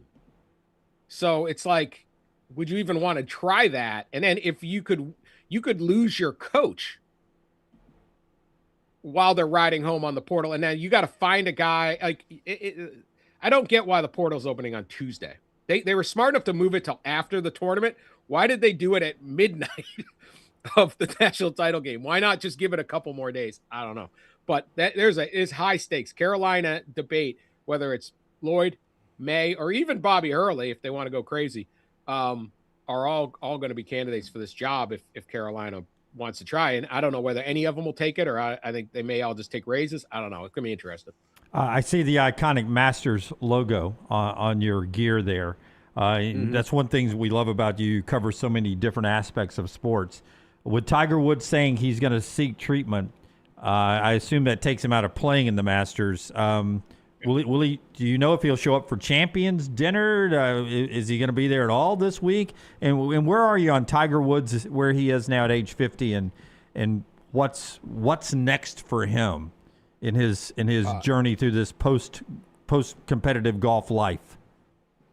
Well, I don't think he's going to show up at Augusta at all. He was supposed to be there for not just the Champions Dinner, but he helped redesign a public course in Augusta called the Patch, which is getting reopened this week as part of like Augusta Golf Club. Augusta National buys up lots of Augusta, but they try to make it back as good citizens by doing stuff. And Tiger was supposed to be there. It's going to be a really feel good moment. But that's not going to happen. Obviously he's going to rehab, and I would imagine it's going to be inpatient rehab as where he has enormous problems. And I hope he solves that. Mostly I hope he doesn't drive anymore. I mean, I feel bad for he and his family with the substance abuse problems. I hope he finds able to get over that. He's got so much to live for, even if he never plays golf anymore. And maybe it's better if he just never tries again.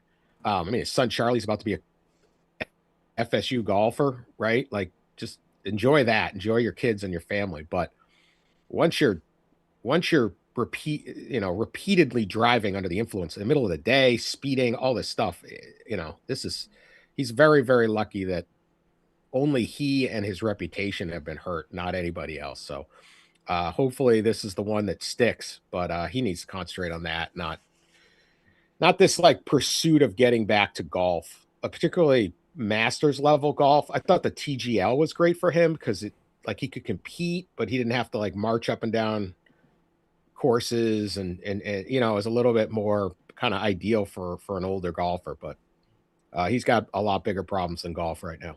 On a much more lighthearted note, as you get out of here, today is April Fool's Day. Do you remember a specific sports story that you almost fell for that turned out to be an April Fool's joke? Maybe. I don't remember one. I remember the Sports Illustrated thing. Yeah, we talked about that. Sid Finch, yeah. I mean, think about the guts to pull that off at that level. It's one thing to send out like a fake tweet. They made an entire magazine.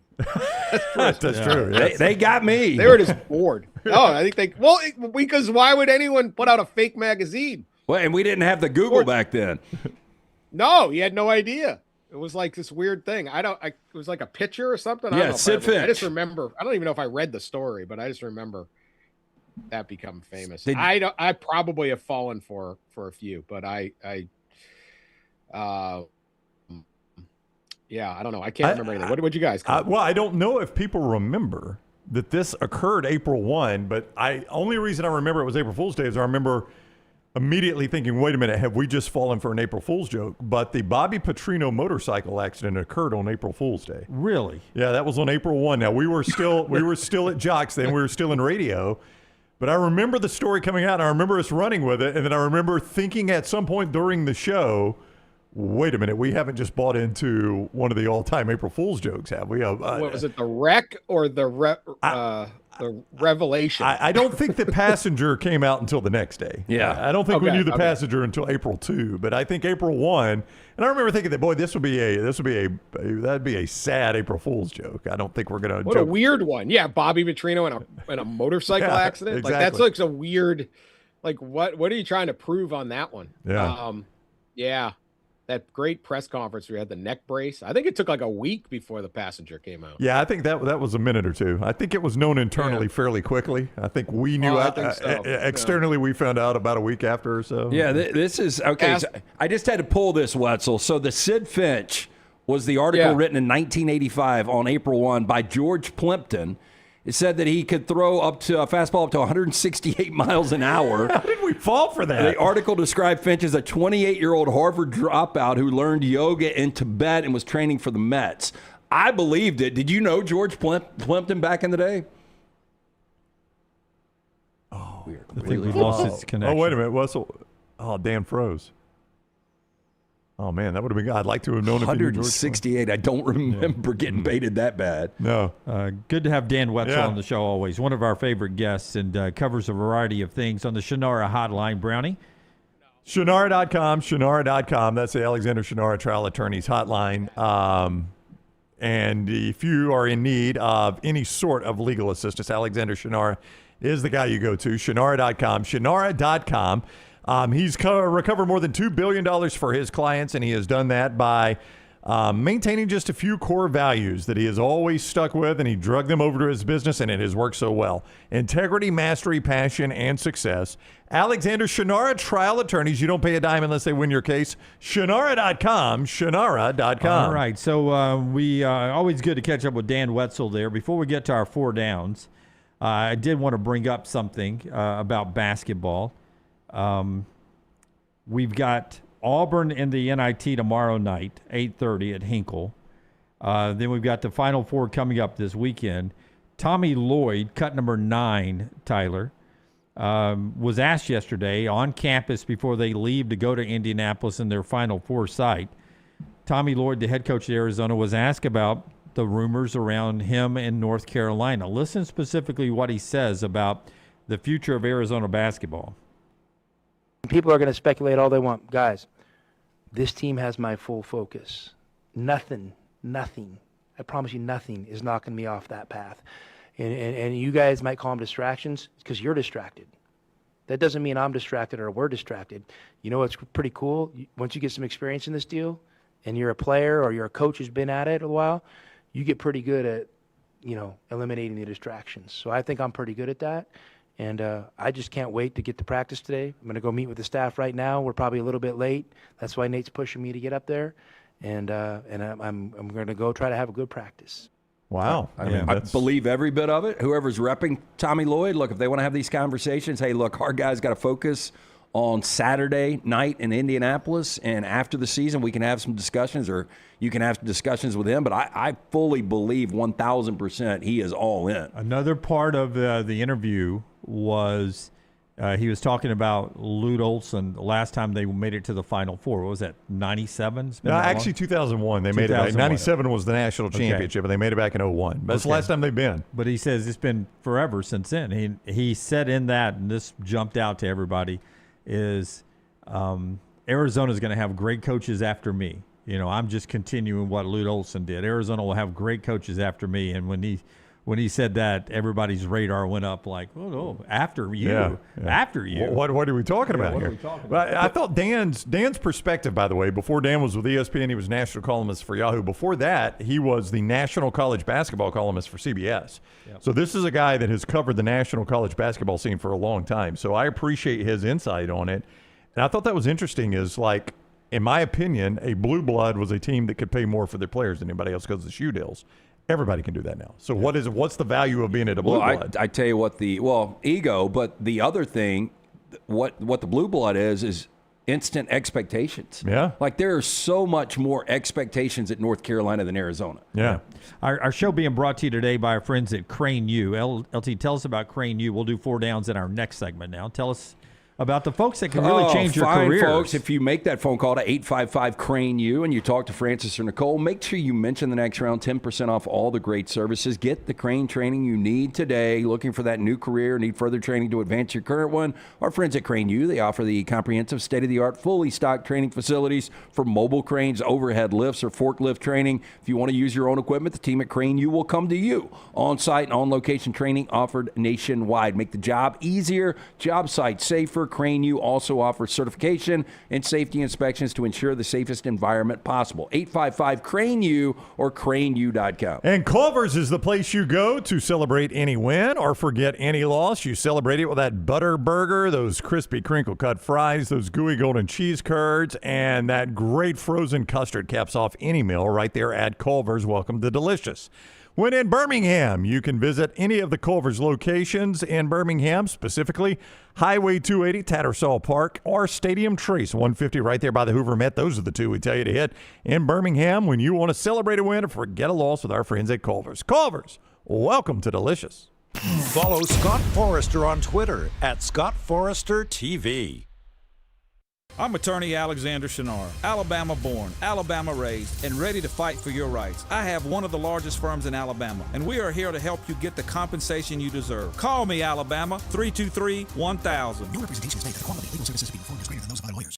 To everyone who craves a fresh meal made just for you, let our team member Jacob share what's special about Culver's. In Wisconsin, our food comes from the heart, and taking the time to handcraft your meal with care is how we've always done it at Culver's. It's why your Butterburger doesn't touch the grill until after you order. Come to Culver's and let us serve you a Butterburger made special just for you. From Wisconsin with love, welcome to Delicious.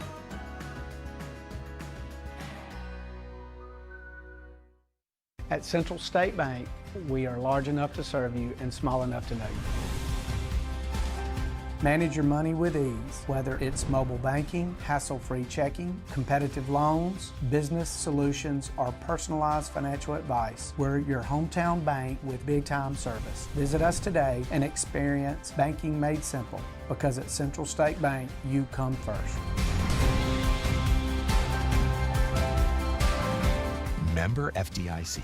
Remember the name Way to Wellness if you're battling weight loss in your life. I'm Jim Dunaway from The Next Round. There was a time I was over 216 pounds until Way to Wellness helped me lose 45 pounds, and now for over 2 years, they've helped me keep that weight off. Here's their website, aplanforme.com, aplanforme.com. That's a great name for a website because there's no cookie-cutter plan. Everything is designed specifically for you. No contract, no sign-up fees, and your first consultation is free at Way to Wellness. Stop by the New York Butcher Shop and pick up the finest in certified Angus prime beef steaks and burgers, premium pork chops, ribs, and all-natural chicken cut to order just for you. Their chef-prepared entrees and side dishes are the perfect dinner-to-go choice for your family and are ready to heat at home. With a great selection of fine wines and desserts, the New York Butcher Shop is your one-stop dinner shop. 2 locations to serve you, Cahaba Heights and on Highway 119 in Greystone. The New York Butcher Shop, rare quality, well-done service.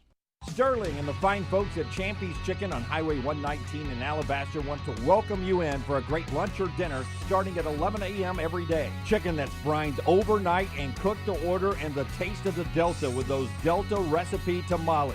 Champy's is perfect for all your tailgating needs this football season. You can also choose Champy's for your next party, wedding, or birthday. Great food, great people. Champy's Chicken on Highway 119 in Alabaster, and everything online at champyschicken.com. Hey, let me tell you about our friends at Urology Centers of Alabama. Compassionate and comprehensive urological care with 35 physicians, 17 locations across Alabama. Their patient-centered approach to all of your urological needs. Remember, they've got that new men's health center. It is beautiful, helping men with a wide range of sensitive male issues in a comfortable environment. You can always go online, visit urologycentersalabama.com, schedule an appointment with one of their many urologists today. Ain't no party like a Dega party. The noise, the chaos, the will to survive. The biggest, boldest, brashest, fastest, and most intimidating track in all of NASCAR. Only one place calls that home. At Talladega, anything can happen. And at this super speedway, everything usually does. Hell yeah, boys! NASCAR Car Weekend at Talladega Superspeedway, April 24th through the 26th. Get your tickets now at TalladegaSuperspeedway.com. When you think of Birmingham, it's hardworking people that go out each and every day to provide for their families, and that's how we want our team and our play on the field. Join us April 18th as we take on the Orlando Storm. United we ride.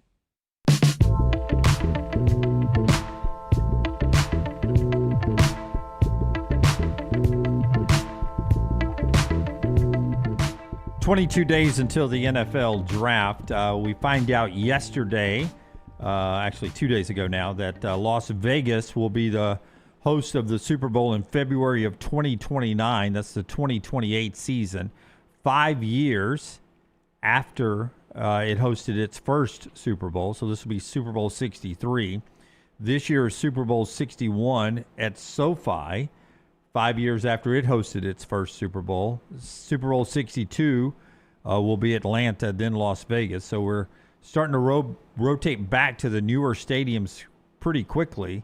At some point, I assume Nashville will get on the docket here. I think the completion is 2028. I think that's the date they're shooting for. So, yeah, I mean, I would think sooner than later Nashville's got to be in the mix. I think that's that's the carrot the NFL uses to get city, county funding, state funding. You say that all the time. Now, do Jacksonville. Word comes out yesterday that the Jaguars have finalized a deal with the city of Orlando. They're going to play in Camping World Stadium for all their home games in 2027 as they redo the stadium down there in Jacksonville. And I assume this is not a complete teardown. It's another remodel of their newer stadium there. I don't know how much you can remodel it. Will they get a Super Bowl? Well, so they've had two, right? Yeah, I mean, I've been to one. You know, it's the Deion Branch was the MVP. It was Patriots over the Eagles when Donovan McNabb, infamously threw up in the huddle or whatever. Yeah. Or on the sideline. Maybe that was the only one. I thought they had two. Yeah, but I can't imagine two in Jacksonville. They had just renovated it before that game, and it was still a shithole. There again. I think that's the carrot on the stick of Detroit got one. I mean, when you build these new stadiums with public funding, the promise is, but we'll bring a Super Bowl in and look at all the sales tax revenue we'll get from a Super Bowl and all the tourism revenue we'll get from a Super Bowl. Show being brought to you by our friends at the Birmingham Stallions, who are coming very soon to Protective Stadium after starting off on the road at Louisville with a win this past week. Yeah, getting ready to pack Protective, the hard-hitting football, high-energy excitement, and family fun at Protective Stadium, the home opener, April 18, 3 o'clock. If you're one of the first 5,000 fans, you receive a free Stallions t-shirt and Gucci Mane performing at halftime. Tickets start at just $15, so bring the whole family. Get your tickets at UFLstallions.com. UFLstallions.com.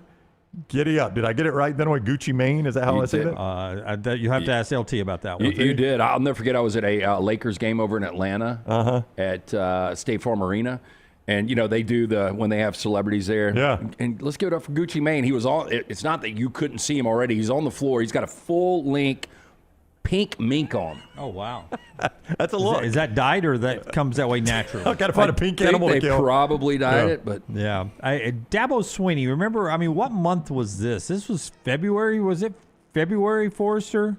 Or was it... It was late January. Late January when Dabo Swinney said this about Pete Golding tampering to get Luke Ferrelli.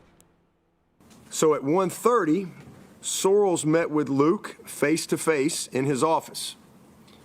And Luke communicated to Jordan and to Ben Boulware that Pete texted him on Wednesday morning, the head coach at Ole Miss, when he was in his 8 a.m. class. And he said the text message said, "I know you're signed. What's the buyout?" And he also, Luke said that Coach Golding also texted him a picture of a $1 million contract. So that's what he said back in January. Ridiculous. Guess who hasn't been in front of a microphone since then? Pete Golding? Pete Golding. Oh, Pistol Pete. Pete Golding had his first chance to, and we've talked to some folks who cover Ole Miss. This is Pete Golding's first media availability. Since the Sugar Bowl. So, of course, Pete Golding, of all the questions he's getting about spring football, and all the questions he's getting about Lane Kiffin, he gets asked about Dabo's accusations about the recruitment of Luke Farrelly, who is an Ole Miss Rebel. Obviously, Dabo Swinney was pretty vocal about his version of events, how Luke Farrelly got here. Just wanted to give you a chance to, ask, did it all go down like he said, and what was your kind of reaction to being called out? Yeah, obviously I think there's two sides to every story, right? And so I'm not going to sit up here and use the podium as a grandstand and all that, right? That's why there is enforcement. That's why we have a compliance office, right? They do all that. So, the bottom line, the recruitment of Luke, he came on an official visit, right, prior to the Fiesta Bowl. And I told him, hey, I want you to be our green dot mic, but right now we got a green dot mic, right? And that spot's not going to be available until we don't have, until we have one available. And so I want you. He wants to be here. I said, but right now there ain't a spot available. So if that spot becomes available, it's yours, right? So it's a kid that wanted to be here, that we wanted to be here, that at the end of it came open, and he's here, and we're happy to have him.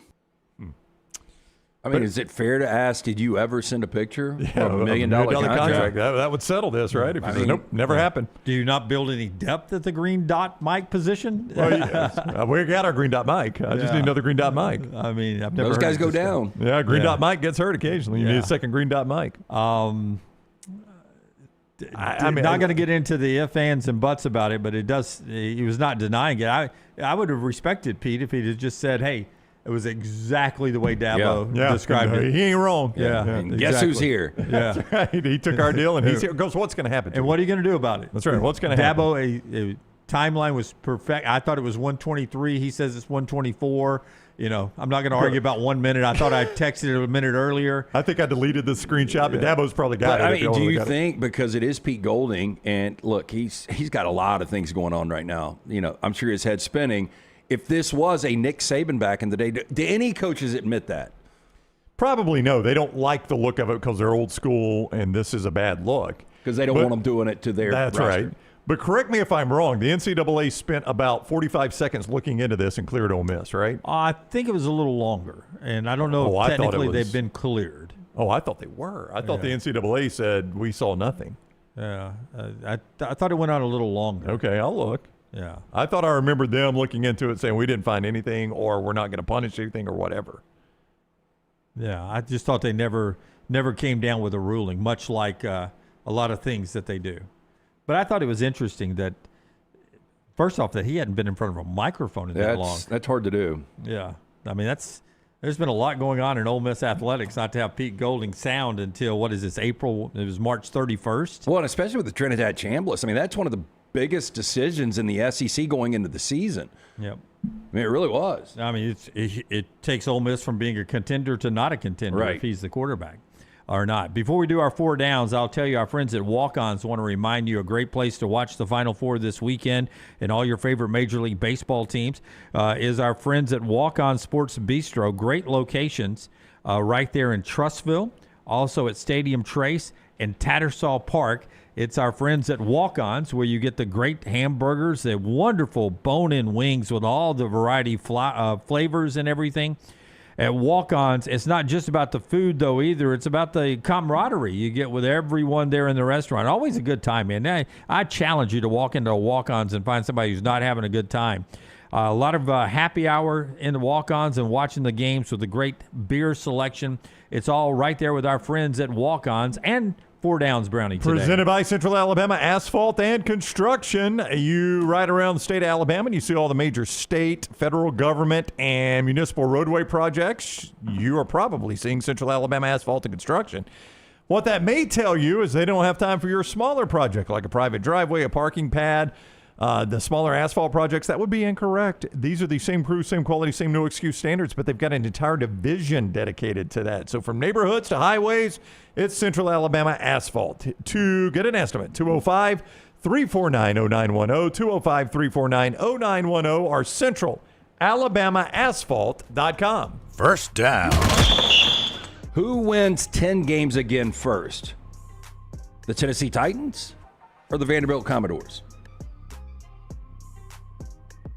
Well, that was their first 10-win season ever, wasn't it? It was. Am I correct on that? But, we're hearing that they are, very engaged and committed to, spending NIL dollars. Yeah, they got a 5-star quarterback away from Georgia and Jared Curtis. With that said, I'll go Titans. Yeah, I would too. Clark Lee's obviously a good coach, and he's done a tremendous job the last 2 years. The staying power, I just cannot buy into it. Well, in the NFL, it is, kind of cyclical, and I do like Cam Ward. Yeah. I know the jury's still out on how good Cam Ward's going to be, and they're a long way off, 3 wins last year, but I would agree with you guys. I don't know if we'll ever see another Vanderbilt 10-win season. We doubted them last year, didn't we? I know. We said did. the same thing, yep. Second down. Logan Paul, 31 years old. If I asked you ultimately better career, Logan Paul or Paul Stanley? Beth, I hear you calling, but I can't come home I right don't like now. Kiss, but Paul Stanley never had the incident in Japan where he filmed a dead body. Was that Posted what it was to that YouTube. forest? Yeah. What is it called though? It's like that was Aokigahara Forest. It's known for people who it's known for people hanging themselves in that forest. And Logan Paul went there and filmed the body and pointed and laughed at it and posted it to YouTube. See, I was unaware of that. Audience of I think 12-year-olds. that was like their first. That was kind of their tipping point moment, right? That they took the Paul brothers over the top, good or bad, indifferent, whatever you are. And boy, he is. Yeah, they recovered remarkably well from that. Obnoxious. Those guys bust their ass though. But I They would do. I would go Paul Stanley. I mean, I think Kiss is as gimmicky as it gets. The Paul brothers are pretty gimmicky. The Paul brothers are pretty gimmicky themselves. You're right. These two gimmick agents. I guess I would go Paul Stanley because, I mean, both of them print money, Jim. He was the guy that actually wrote the songs, right? He wrote Rock and Roll All Night, Detroit Rock City, I Was Made for Loving You. I mean, he was, according to most, the talent of the band. I would be interested. I bet Logan Paul might even have as much money as Paul Stanley already. I think Paul Stanley's probably worth $100 million. Who you taking, Tyler? Who you got? Who you Googling? Kiss merchandised everything. I'll take Paul Stanley. All right, I'll go Logan Paul. I think both are really, really close to being 9-figure guys. Logan Paul's approximately $200 million for Paul Stanley. Logan Paul, $100 million. Wow. So Paul Stanley in the lead. How about this? I didn't He'll know catch this. him. Yeah. I didn't know this until right now. Deaf in his right ear, Paul Stanley. Oh, wow. Well, you'd have to be as much as they've played. Yeah, I mean, that's was pretty that a result of No, he was born deaf? He was born with microtia, deformity that left his right ear misshapen and rendered him deaf on that side. Underwent multiple reconstructive surgeries later in life to build an ear from his rib cartilage. Wow. Really? So he can hear in it now? No. No, he didn't have just the ear. to have an ear. Oh, I got you. To be able to sing with, that kind of. Yeah. Well, I mean, I guess you never know the difference if you're born deaf in one ear, but you know how annoying it is, like when you've got an ear clogged and it's only one ear and you can hear fine out of one and the other one's clogged and you spend all day trying to unclog it. That's a pain. Yeah. Third down. I don't know if he's I know Kiss is a member of the Rock and Roll Hall of Fame. I don't know if he is specifically. It makes it sound like he is separately. I wouldn't think, I wouldn't though. think so I either. would think that they would all go in together because, they did the solo albums. You'll remember this where, it was Peter Criss, Gene Simmons, Paul Stanley. They all had, their solo albums away from the band. I think it was a collaborative effort, but I don't think anybody worked out solo. Yeah, I don't think so either. So, Sean Taylor, the late, great Miami Hurricane safety with the Washington Redskins, would have been 43 years old. Unfortunately, tragic death. Who was the best player to pass away during their career? Some would say Roberto Clemente. I wasn't alive when he was playing, but Was that 73? Yeah, he was a tremendous player. Len Bias. Len Bias was going to be my answer. Was he was the number 1 overall pick by the Celtics? Number 2. He was first round with the Celtics. It was supposed to be their rebuild, the transition from the Bird years to the next iteration of great Celtic teams. I mean, I've never used hard drugs or come close to using hard drugs, but if you were thinking about it, I mean, that moment right there was like, okay, I got to think, because that was scary. I just remember growing up how scary that was.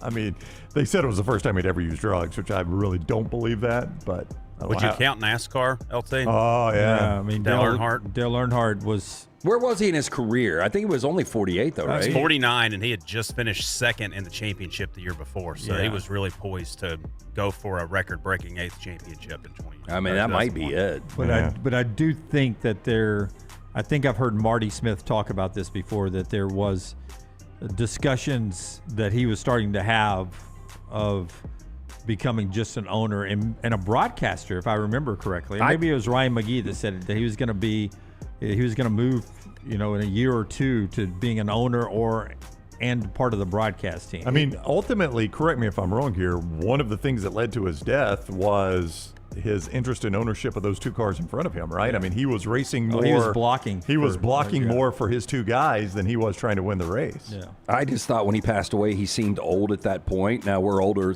All Than three of he us are older was? than he Yeah. was at that point, but he did seem like an old 48 or 49. Keith points out Payne Stewart. He was the reigning U.S. Open champion when his plane crashed and had already won another major and probably was at the height of his career as a professional golfer. Now, Tiger and Phil were just coming on the scene, but he was he was maybe the best player in the world at the time. And another one, Hank Gathers dying in his conference tournament. Like, I don't think he would have been as good as Len Bias, but he was going to be a lottery guy. Yeah.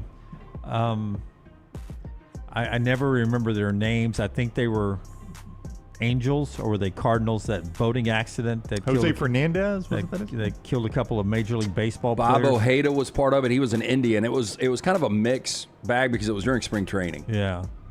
But yeah, they were out fishing and they were having a couple of beers and it was kind of at we're getting a lot of Jose Fernandez in the chat. Was that one of the Angels players? No, that was the pitcher for the Miami Marlins. Oh yeah. I forgot how he passed. Well, it was a boating accident too, wasn't it? Was yeah, it? yeah. They crashed into like a ravine or something. Yeah, and he was excellent. They hit the rock wall, right? Yeah, those jetties. Yeah. Very sad.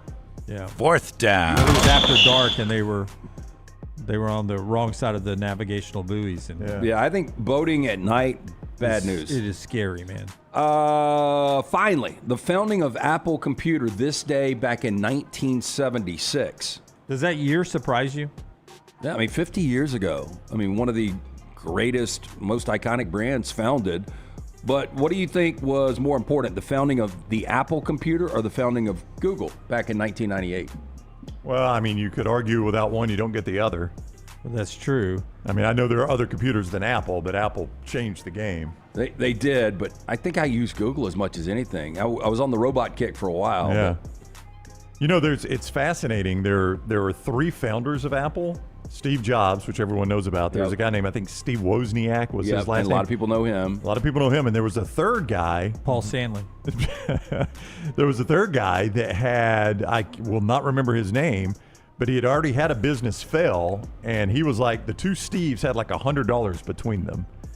And I felt like that I was going to be responsible for any financial failure, so he tapped out and got nothing out of it. Like, he got a couple $1,000 bucks. Robert Wayne. He got Ronald Wayne. Ronald Wayne got a couple $1,000 for anything he had in it.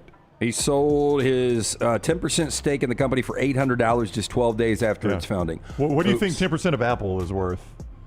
There's $800 billion. I don't know.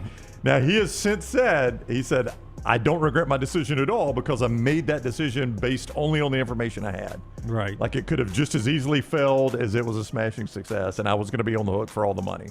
And I didn't have the money to be on the hook for it. There are plenty of people that didn't take that $800 where the business went out and nobody knows about it. That's right. But I still question that decision. It's easy to look back on now and question the old boy, but he made the decision he had to make. Yeah. I watch our society now, and I always wonder, are we better off with computers or not better off with computers? Well, everything's run by computer, though. Everything. But it used to not be. I know, but think about how hard your life would be right now. Give me something you enjoy doing. Yeah, I want a sweet spot in the middle. Yeah. But you can play golf without a computer. You could, but not as well as you do now. Do you use golf now to book your tee times, or do you still call? I book it on the app, and it's the app for not Innisfree. Yeah. My guys make fun of me because I never book tee times, but when I do book a tee time, I call them up still, and they're like, "Sure, we can do that for you, Mr. Dunaway." Basically, you can hear them in the back saying, "There's an old guy on the phone here." Somebody's called for a tee time. I'll tell you what they don't. See, people I believe still call for the tee time. I don't think anybody calls a local bookmaker anymore. No. I think everybody's going to the Calshees or different things like that. I don't. But wasn't that there was something unique about that experience back in the day? Yeah. Just think about the thing that impacts us all the most was our checking accounts, our bank accounts, and everything. You used to have to before I went to Las Vegas, I wanted $1,000 cash, right, to put in different parts of my body to fly, and then have cash because I didn't want to go to the ATMs out there, and that was going to be my budget to gamble. This $1,000, I was going to gamble that. When I lost it, I was going to be done gambling. How long did it take? We actually hit a couple of big tickets early on, so I never had to go to the ATM. Never ran out of money. So how'd you get that $1,000 cash? I went to the walked in, and I was telling Maggie. Wow, you walked in the bank? Yeah, I told Maggie. I was like, hey, she even texted me. She's like, hey, I wasn't able to go by the bank and get your money. You're gonna have to do it yourself. And I was like, how do I do that? I don't know our checking account number. And she's like, baby, just walk in and give them your driver's license and tell them you want to pull $1,000. I said, I don't have to have that long line of digits. They'll pull it up for you, baby. And they'll even fill out the form for you and everything. And so I walked in and I was playing old guy. I was like, hey, I'm so sorry. I need some money. Yeah. But if I would have told you there was a time, though, that a hardline telephone would be obsolete, you would have said impossible. I would have. Yeah. But I can't tell you the last time I've used one. I just think with the computers, there's a sense of just spending time together. I mean, last night I just got home from playing golf. I jumped in the shower. We were about to eat dinner, and I was like, "Hey, do you have schoolwork to do?" And she's like, "No, I've been working all day long." Maggie, my wife, and she goes, "I was gonna, listen to my book while I ate." And I was like, well, great. I'm going to go upstairs and watch the final episode of Shrinking while I eat. Yeah. And there we were in separate rooms, me streaming and her listening on her small computer to a book. And I was like, there would have been a time back in the old days, not me and her, but the generation before us that would have sat down and had dinner together because they didn't have a book to listen to or a show to stream upstairs. No, being on the beach this past week and looking around at just pockets of people laying on the beach and just looking at their phones. Yep. I mean, you go to dinner tonight, that's all you will see. I know. You know what Every age, by the way. So this time of year, when you drive 65 or 280 in our part of the world, you see 1 billion out-of-state tags because they're all coming back from the beach. And I saw a Minnesota tag on 280. And the reason I remember this. They've got a cool tag, by the way. This was, I don't remember the tag, but I just remember being some a trees Minnesota. thrown in there. Oh, yeah. Minnesota tag. And it was Saturday, so they're clearly coming, and you could tell by the way they're packed in their minivan, they're coming back from the beach.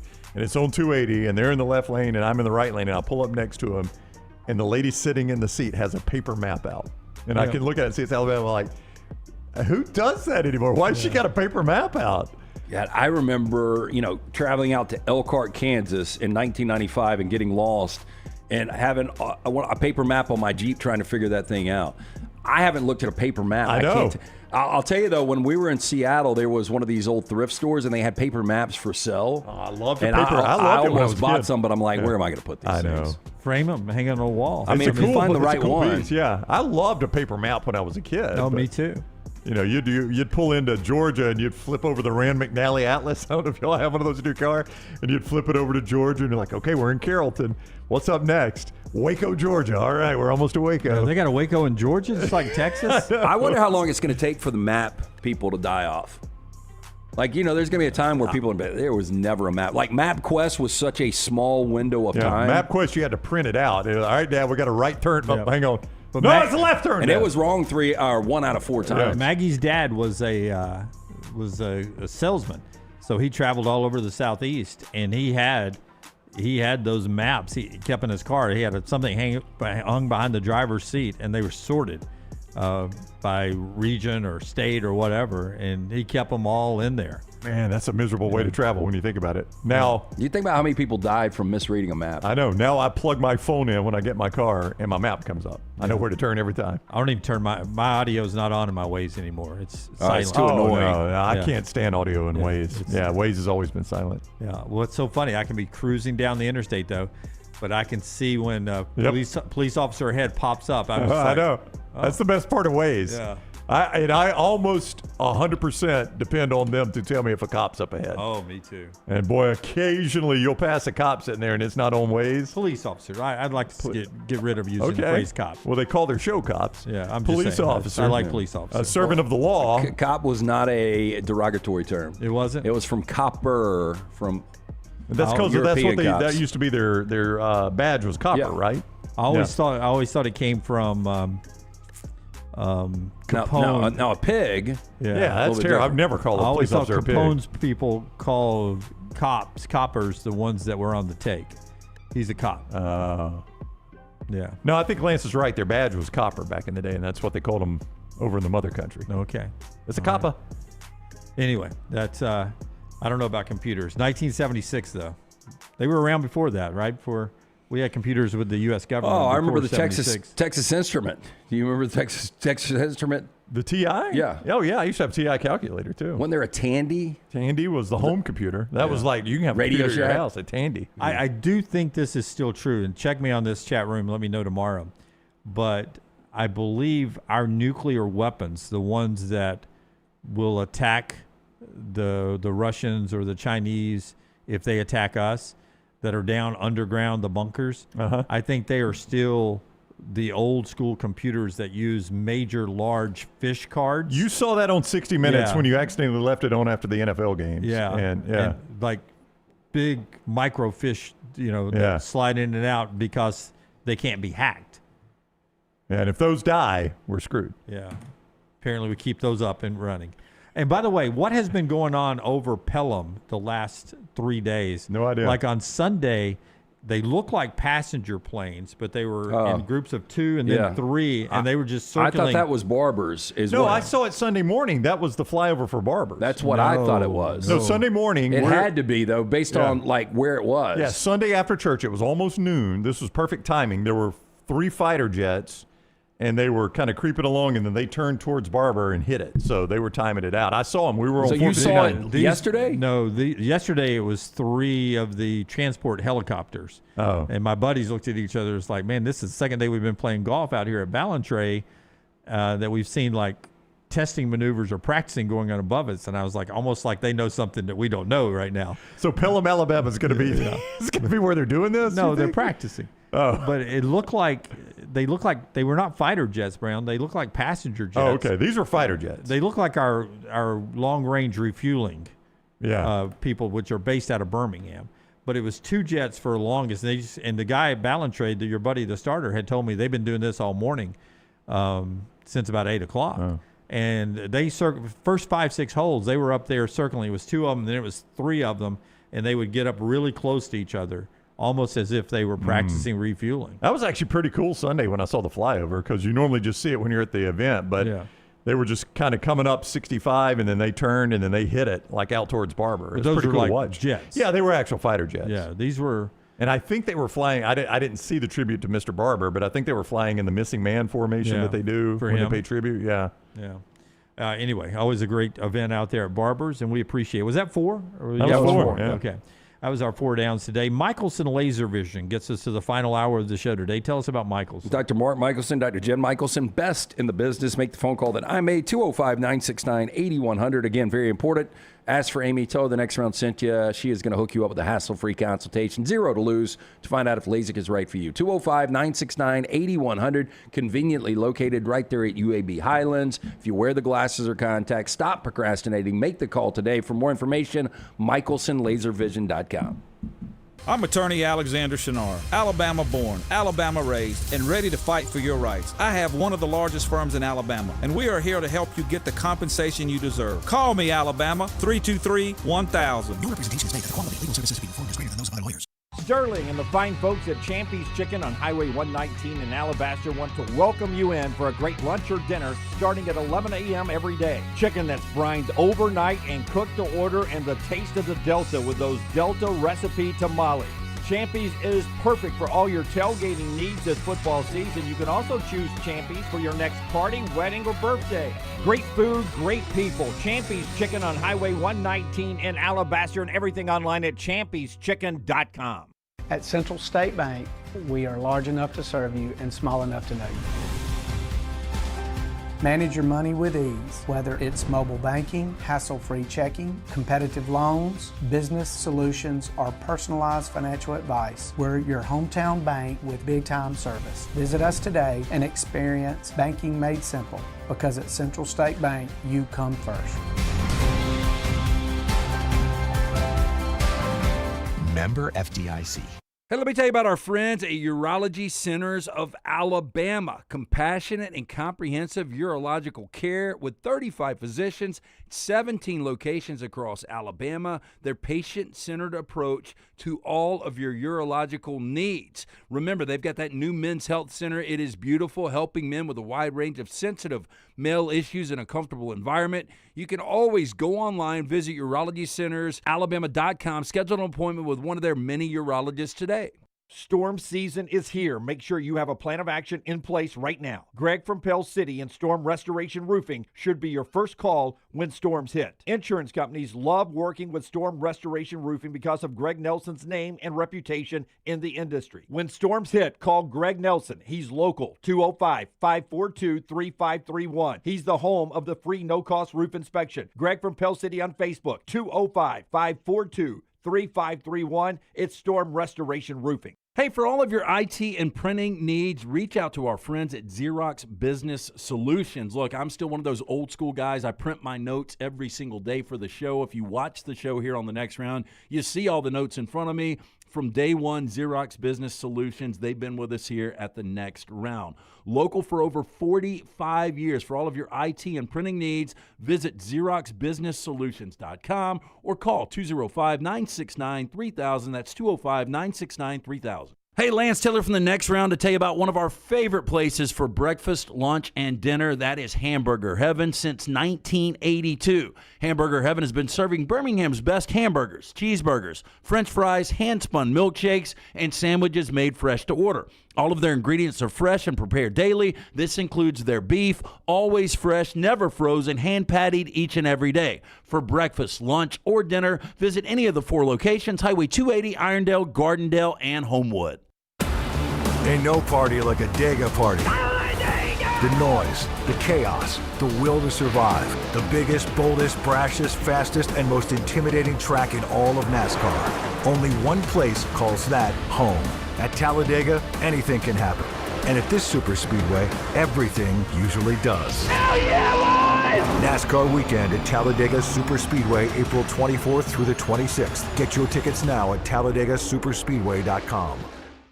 When you think of Birmingham, it's hardworking people that go out each and every day to provide for their families, and that's how we want our team and our play on the field. Join us April 18th as we take on the Orlando Storm. United we ride. Jim Dunaway, Lance Taylor, Ryan Brown. Live from the Birmingham Racecourse Casino Studios, the next round, presented by Bud Light, is on now. Final hour of the show brought to you by our friends at Champy's world famous fried chicken. Go by and see Sterling and the crew. How good of a lunch are you looking for today? If you want A plus lunch, try this Southern fried chicken from Sterling. He brines it overnight. He doesn't cook it. It's not sitting under a heat lamp. I don't even think Sterling knows what a heat lamp is. He cooks the chicken to order. When you sit down off of Highway 119 in Alabaster and you order the 2 big breasts like I do with in-house made sides, that's when he drops it down and cooks it. It's piping hot when it comes out. You got to wait for it to cool a little bit, actually. Juicy down to the bone. So good. Hand-cut chicken fingers, the best chicken fingers you'll ever taste. Mississippi Delta recipe tamales. It's all at Champy's Chicken. Champy's Chicken, Highway 119 in Alabaster. It is so good. Before we jump back into what's going on in the sports world, what we want to talk about this final hour, if you have turned on the SEC network at any point in the last couple of days, you see the documentary they've got coming out? I have not, no. Summer of '83. It's a SEC story about the World Series Baseball Championship Series between Texas and Alabama. Back then, it was a true double elimination tournament in Omaha. Wasn't a one game. And I think Texas beat Alabama twice to win the national championship. So it was Dave Magadan was the big Alabama player. Yeah. Was Roger Clemens. Yeah. Calvin Schiraldi was the other. That was their one, too. For Texas? Wow, that's two good Major League pitchers. Yeah. Both of them ended up with Boston, huh? Yeah. How about that? There was as the tease goes, some of the best collection of talent Omaha's ever seen in a championship series. See, I don't know who was on that Alabama team outside of Dave Magadan. Yeah, I don't know either. That's I don't the know only if name any I've of ever them heard. made it to the pros or what, but I was fascinated just looking at one. It looks like they're playing at a local rec league park. Right. The championship game in Omaha, how far that stadium came, and now they built a new major league-like series. But also how Alabama back then was doing what every major league team did. Remember, major league teams had their home whites and their road. I don't even know what the color was. It was sort of a bluish gray road. Everybody had a sort of a bluish gray road uniform, and Alabama had that. It was the Alabama Crimson, but it was their road uniform, like the major leaguers, like almost the Phillies back in the day. Yeah, almost the Phillies. The Cardinals wore it. The Braves had a version of it. It was every major league team in the 80s had sort of a I'll say a bluish gray like uniform, and Alabama wore those in one of those games against Texas, and Texas with their traditional uniforms and Roger Clemens. But the summer of '83 is the story documentary that's coming out. Interesting. I can't wait to see that. It'll be an hour long. It won't be a huge one, but it'll be fun to watch. I remember watching that thinking, because I was high school starting college, and I was thinking to myself, Alabama's about to win a national championship in baseball. That was a can't miss for me back in the day, was the College World Series. I still sample it a little bit, but anytime I could watch college baseball back in the day, and I don't know if it was just we didn't have a lot of options, but I used to watch it every chance I got, and I never watched them. It's impossible to think Mississippi State had Rafael Palmeiro and Will Clark on the same team and did not win the national championship out of that. Did they even make it to Omaha? Oh, God, if they didn't make it to Jeff Omaha. Brantley was there. Jeff Brantley, yeah. I don't know if he was their closer or if he was a starter then. But because we've talked about this before, but mainstays back during that era of ESPN in Omaha was Oklahoma State. Wichita State was there all the time. They had the bushy-haired manager, Simmons was his last name. I always want to say Gene Simmons, but it wasn't Gene Simmons. But then you had the random California teams. They're always good. Pepperdine. Cal State Fullerton. Pepperdine. There's one more. UCLA was Long Beach good. State. Long Beach State was always good. You just had these random California teams. Arizona State was good. Miami was a beast. Just yesteryear, but SEC storied. If you remember, if you're of that age, and remember that period of time with the College World Series, Summer of '83 is a documentary they have coming out. All right, back to what's going on in college football. Lane Kiffin talking yesterday, brought to you by our friends at Inverness Country Club. Tell us about Inverness. Brown, you look like you're playing. But later today, we'll be out there. We'll see what happens. The Inverness Country Club, great place. They've got memberships that fit everyone. For the entire family. If you play golf, maybe your wife loves tennis. Maybe your wife likes golf. Maybe she just likes going up there and playing bridge. They got a state-of-the-art fitness center, great grill, fantastic pool with the summer rolling around. Jump on board with the fine folks there. Best days happen at the Inverness Country Club. Go see Aaron. Tell her the next round sent you. For more information, ICCalabama.com. Lane Kiffin, I think, give me Forrester's mic. Did Lane Kiffin actually retweet this off of our social media account? He did indeed. So we got a soundbite from Lane Kiffin here. So he liked what he said so much. Yeah. he retweeted it from our account. Yeah, okay. He liked it so much, he retweeted it from our account. Lane Kiffin getting asked about a conversation he had to have with the defensive lineman because they've been having, early on in camp, a lot of fights going on amongst his own guys. Last week you mentioned having to have a nice conversation with the defensive line toward the end of practice. I'm just curious over the last 3 sessions, just kind of what their response has been, what you've noticed. Yeah, I thought it was better. I thought their mindset was better. And again, that's what you're supposed to do. You're here to coach. So you're going to walk in and everything's going to be the way you want it to be. And so I'm not complaining about that. That's just part of the process. No different than it was. We had no fights today. And we had like 6 fights the other day, and I had to teach them that don't fight. So, when you come in, you really can't expect and assume anything is the way that I approach it. You got to go back and teach everything from the beginning as if they don't know anything, no matter where you are, but especially because there's so many coming from different places. And I talk to our coaches about that a lot. They want to say, well, assume they're supposed to know how to do this. Well, don't assume that. Go back to the beginning of everything. Well, it still looks strange, honestly. It is, but that's an old Nick Saban thing. I remember hearing Nick Saban say that all the time. And there's a clip that floats around on social media from a big coaches meeting, one of those clips from inside the big boardroom there with all the great assistants, analysts on the wall, and the people that are on the table. And I think Lane was in the room for this, that they had been screwing up drills at practice earlier in the day. And Saban blamed it all on the assistants. If they're not doing the drills correctly, that's because you guys didn't teach it correctly. That's right. Don't assume they know anything. Yeah. You've got to teach them everything. And then he was like, why are we teaching on the day of practice? We should have taught this in advance. That's Why were right. we teaching right there? Yeah. They should have been ready to do the drill. So it is interesting to watch him spout back out things he's absorbed over mature the as a years. head coach. Yeah. Do you guys remember when there was a feature on X and it used to show the amount of tweets you sent out? Yeah. Yeah.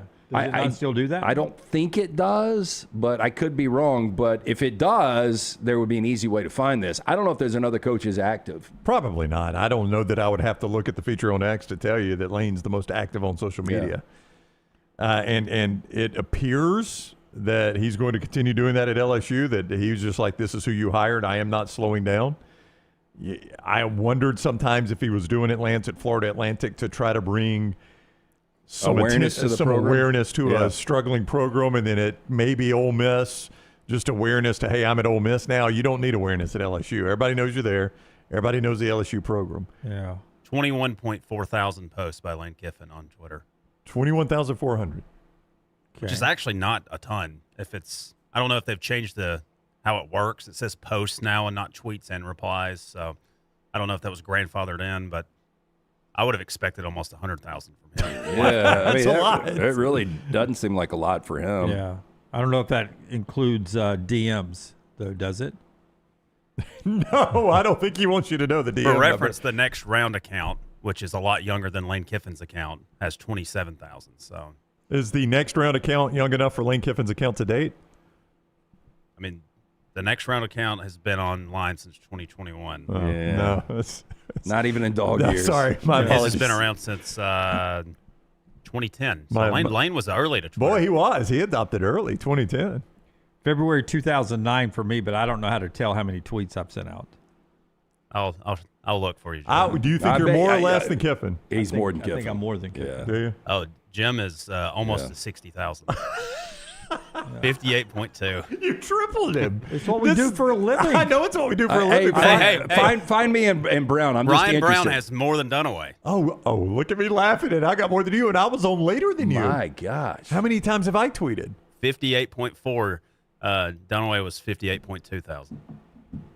Something I beat you in. I bet I'm not even a fraction. Oh, yeah. Lance is the least. 12.3 thousand. Yeah. But, I mean, Forrester will back me up here. A lot of what I do is retweeting what you guys send out. Well, sure, yes. Well, we used to get a lot of the selfies from you. I don't know if you still do That's that. on Instagram. That's a Yeah, different that is platform. No, we moved used to Instagram. do it on X. Yeah, some, but most of it's on Instagram. It's I mean, interesting. I did one of those on Facebook yesterday, just asking people in Instagram stories, do you guys wear sunglasses? Because your eye doctor. My eye doctor just told me I had to start wearing sunglasses, and I don't like wearing sunglasses. I never have. That's interesting. I thought you never, wore them. Yeah. No, never liked them. On the beach, maybe, but like riding down the road, I don't like them, and definitely on the golf course. I mean, if it's really bright at the pool or at the beach, I'd wear them. But apparently, it's bad for your eyes. Yeah, it turns out that sun will That's how you avoid those crow's feet, too. Yeah. Well, I've never worried about that because I think I had them when I met you guys. But it's that sun will wear your eyes out. Yeah, but apparently those UV rays are bad for your eyes too. So I don't know. I do a lot of retweeting of that. Lane Kiffin got asked also about Will Wade. Thought this was interesting too. And Kiffin says that he sort of can relate to Will Wade. There's a little, some like and not like about their situations showing up at LSU together. I know there's a lot of judgment about whether he should go, and he just got there and all those things. Probably have a unique view of that. But I just think everything is everybody's story. They got one life to live. And what they want to choose to do and what they believe their story is after they get the best information they can from the people that are closest to them, and they make their decisions. And then it's, in my opinion, it's that person's job to go prove that decision right. And so I know people are really excited about it. I'm sure that or it does speak volumes of LSU, because to me, there's somebody that understands everything about LSU, understands the power of LSU, went through a very unique situation, kind of had a breakup, and then makes the decision to come back. To me, says a lot about LSU. It does have a strange, I don't think Saban was ever a candidate to go back there. They would have taken him back in a heartbeat, but I don't think he ever considered that because he loved what he had at Alabama. Probably the only place he ever turned his face towards was Texas in that whole time. But I do think he always loved LSU. Oh, absolutely. And wanted to, as much as you could for one of your arch rivals, wanted it to succeed and continue to do well. He made lifelong friends at LSU that are still his friends today. Yeah, there's a strange draw to LSU from people that have worked there before. I don't know if you guys have ever encountered that. Like you saw it, to my point, with Will Wade. I mean, he got back there as quick as he possibly could. John Brady worked on their radio broadcast for years after being fired. Yeah, that's the guy they fired. I don't know what it is about LSU. I have spent very little time in Baton Rouge. I've only been a few times. Yeah, I mean, I've been to a lot of games there, but I typically stay in New Orleans when I go to a game there. But there's some sort of appeal. Like when people have spent any sort of time there, they are really, really drawn to LSU. But I think it's interesting, too, Verg Osberry, the athletic director, going out and the hires that he got. I mean, Kiffin saying like that, we have something in common. I mean, both these guys, no loyalty at all.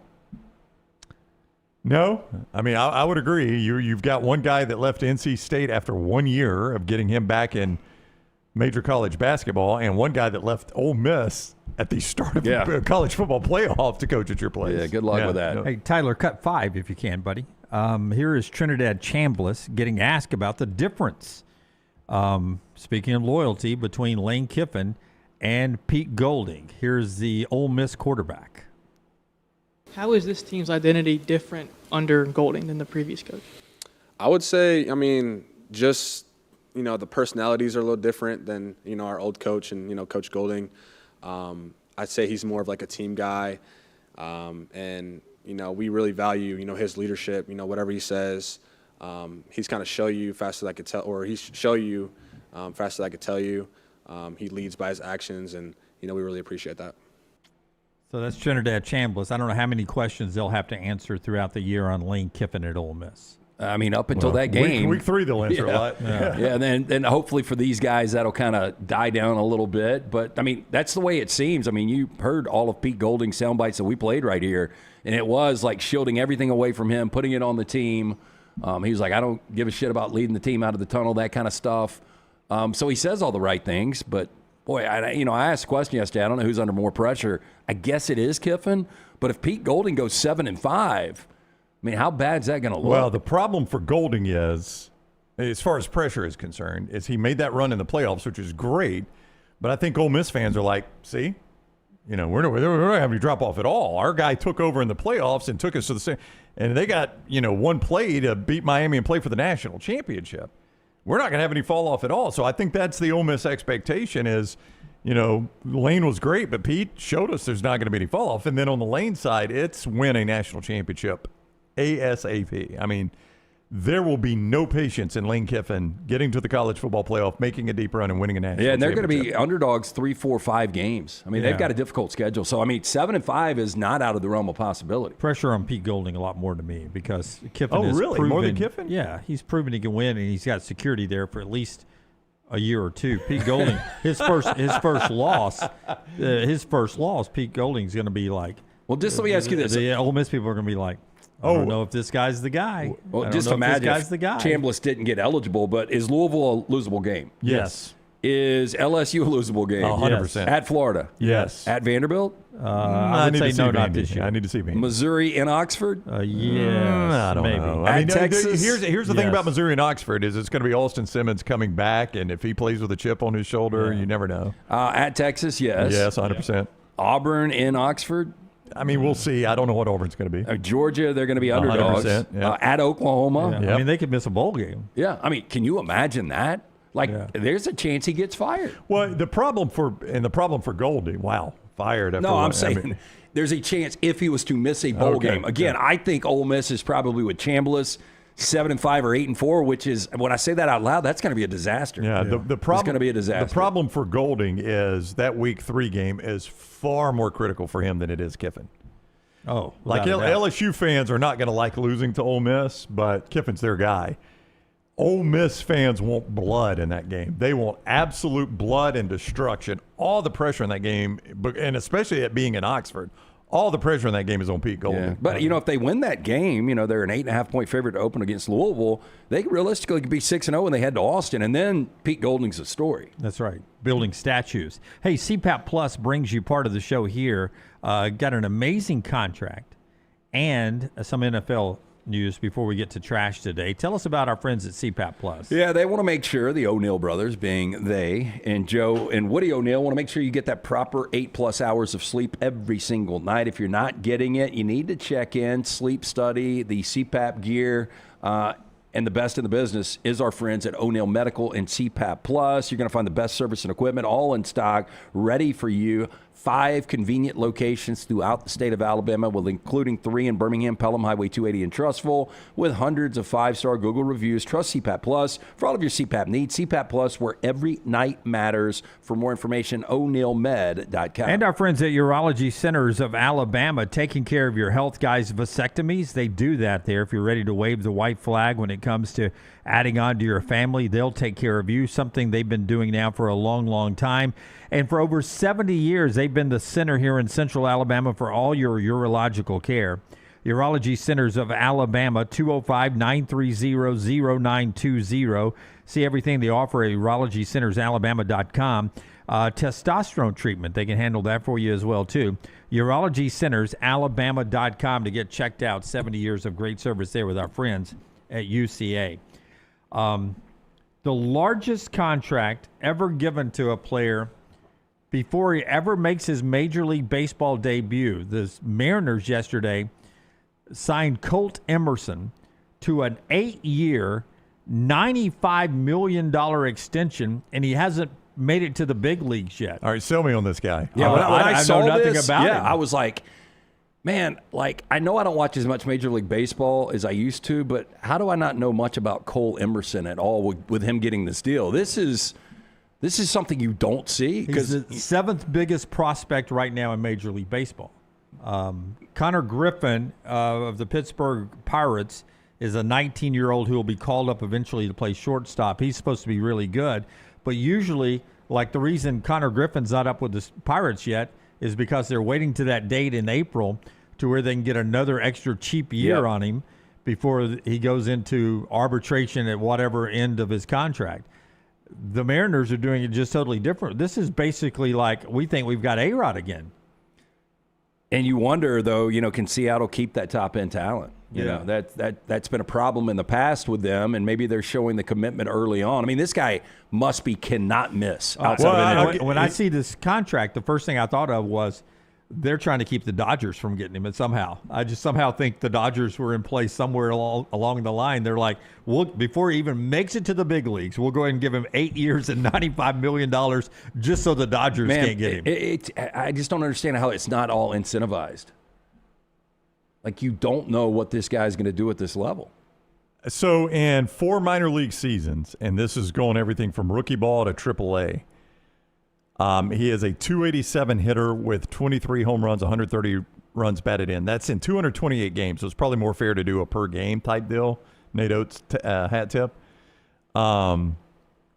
But still, 162 games, and then he's played another 60 more. Yeah, I mean, those numbers don't blow you away. That's not 4 years in the minors. That's bouncing around. Yeah, right. How good is he defensively? To 4 different levels. Is he Omar Vizquel? Couldn't tell you. It must be unbelievable. Must be. I saw that contract, and I was like, geez. Another thing that jumped out yesterday. Go ahead, Brent. Well, I was just going to. Because if he can save you a run or two a game. Yeah, what's a good fielding percentage? 1,000. For a shortstop. That's really good for a shortstop. He's 964 in 4 seasons. That's pretty good. All levels 966. Okay, if that's good, then there's your story. The Seahawks are going to be on the Seahawks are going to be the Hard Knocks team this year. Ugh. Pretty interesting. Did you guys see what this was floating around from the owners' meeting yesterday? It was billed as the saddest quarterback room in NFL history. The Browns? No, it's actually the Jets. Geno Smith, Brady Cook, Bailey Zappi. Oh, yeah. That's tough. And they're like, that's the saddest quarterback room in NFL history. I mean, I don't know if Shador, Dylan Gabriel, and whomever else is sadder. You still at least have Deshaun Watson in that room, which that's the other one. That's a sad story, but he's a good quarterback. But the reports are that it's going to be Deshaun Watson or Shador. Yeah. They're trying to get Deshaun back on the field. I just got to bring this up. Ozzie Smith's career fielding percentage, 978. Okay, well, this guy's behind Ozzie. Yeah. And that was before we had great AstroTurf. Oh, yeah, he was playing on asphalt. Busch Stadium, the damn bounces he would get. Or hitting a seam in Philadelphia. Yeah. That's amazing. Well, that is pretty amazing. I bring up the quarterback rooms because Ty Simpson, who's already met with the Jets, has set up 3 more meetings before the draft in 22 days. Cleveland, Arizona, Miami. He'll meet with those teams. I heard Mel Kiper on some radio station this morning doing an interview, and he said that it has become the Ty Simpson draft. As far as everybody knows Mendoza's going 1. It's always a quarterback's draft. Everybody knows Simpson's going to go number 2. But do the Jets take a flyer at number, 12, 13? Yeah. So here's what's interesting. And this 14, is the way, 16 maybe? Yeah, wherever it is. This is the way quarterbacks get drafted, though. I was looking at our buddy DJ, Daniel Jeremiah, this morning, and he said, Ty Simpson is still QB2 for me. I've not moved off him being QB2, but I also have not moved him into my top 50 best players in this draft. He said, now I expect him to go from 20 to 40, so I think he's going to go in the first round probably. Well, I brought that up yesterday. If you evaluated best players available, where is Ty Simpson? I was like, he's not going to be first rate. He's probably somewhere around 40. Right, and DJ still has Mendoza as his best player, period. That's surprising. I think he does. I think let me make sure I wasn't looking at for my people draft that say for the best Jeremiah Love, I can get behind that. You're not going to take a running back number 1 overall, but Arvell Reese or somebody like that. But to say Mendoza there's no way I would have him. I like you guys know how much I like Mendoza, but there's no way he's the most talented player in this draft. I don't think I'd put him in the top 10 actually. I want to make sure put Caleb Downs ahead of him. Caleb, yeah. I mean that's Kiper said most NFL ready guy is Downs. Yeah, he's got him number 1. Number 2 is Jeremiah Love. Number 3 is Sonny Styles, Ohio State. David Bailey from Texas Tech at 4. Arvell Reese at 5. Carnell Tate at 6. Yeah. How did Ohio State not win the I have that national written down championship? here. What's the record for first-round picks? Because I saw a mock draft yesterday, and I think it had 5 Ohio State players in the first round. I thought Alabama was 6. I thought it was 6. Yeah, I thought it was 6 with Alabama. I'll tell you right now, ask the robot. Ruben Bain at 7. Mansour Delane from LSU at 8. Caleb Downs 9. And Francisco Magoa from Miami at 10. That's DJ's top 10. He's got Mendoza number 1. Who was that late night talk show host that had a robot? It was bad guy on CBS for a while. He's an old comedian.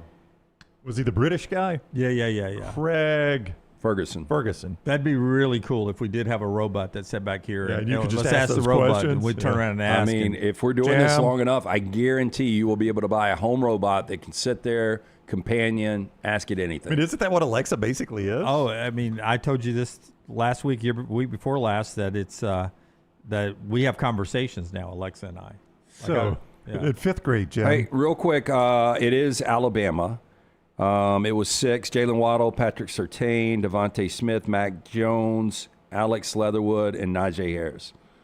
Leatherwood did not pan out. And I guess, Jones has been a backup. But, boy, that was pretty good return on 4 of those guys for sure. Surtain, Waddle. Najee Harris has had a good running back career. Yeah, and I still think Mac Jones would start for 10 teams. Yeah, he probably would. Yep. Interesting there. By the way, who goes 3rd quarterback if you're picking? 22 days out. I think Nussmeier is kind of the guy that people are leaning to right now. I don't think there's a go-to. I saw the Rams taking Drew Aller in the 2nd round. No, thank you. Nussmeier was one group said Nussmeier is closing the gap on QB2, and then Kiper reshuffled his. He's got Carson Beck 3rd now. He was talking about, he said the dark horses are Taylon Green and the kid that played at North Dakota State this year, first-year starter. Taylon Green. North Dakota State guy. I forget his name. I keep seeing him pop up. He just said more like Taysom Hill guys, like they're so athletic. Taysom Hill doesn't even play quarterback, though. But he said they're so athletic, you can find a spot for them, but I don't know if they're ever going to be good enough to be a starting quarterback in this league. So, teams will take a flyer and see if you can bring them in and see what they can do. I mean, Ty made the right choice coming out. This is the thinnest quarterback draft I can remember in a long time. You remember do next year. Next year's a beast of a draft. yeah, with the Arch Mannings of the world. We may set a record of first-round draft picks quarterbacks next year. But we would have said for sure this year, Nussmeier, Beck, Cade Klubnik. I mean, there were so many guys that you thought for sure were going to go in the first round. Ask the computer what's the most first-round draft pick quarterbacks. I think it's 6 too. But other than Arch, 6 quarterbacks in one round. Yep. Other than Arch, who are they saying is going to be? Oh, they're all coming out. Just in the SEC next year, you have Sam Leavitt. You have Leavitt. Dante Moore. Trinidad. Yeah, Dante Moore out of Oregon. Yeah. Marcel Reed. Dante Moore.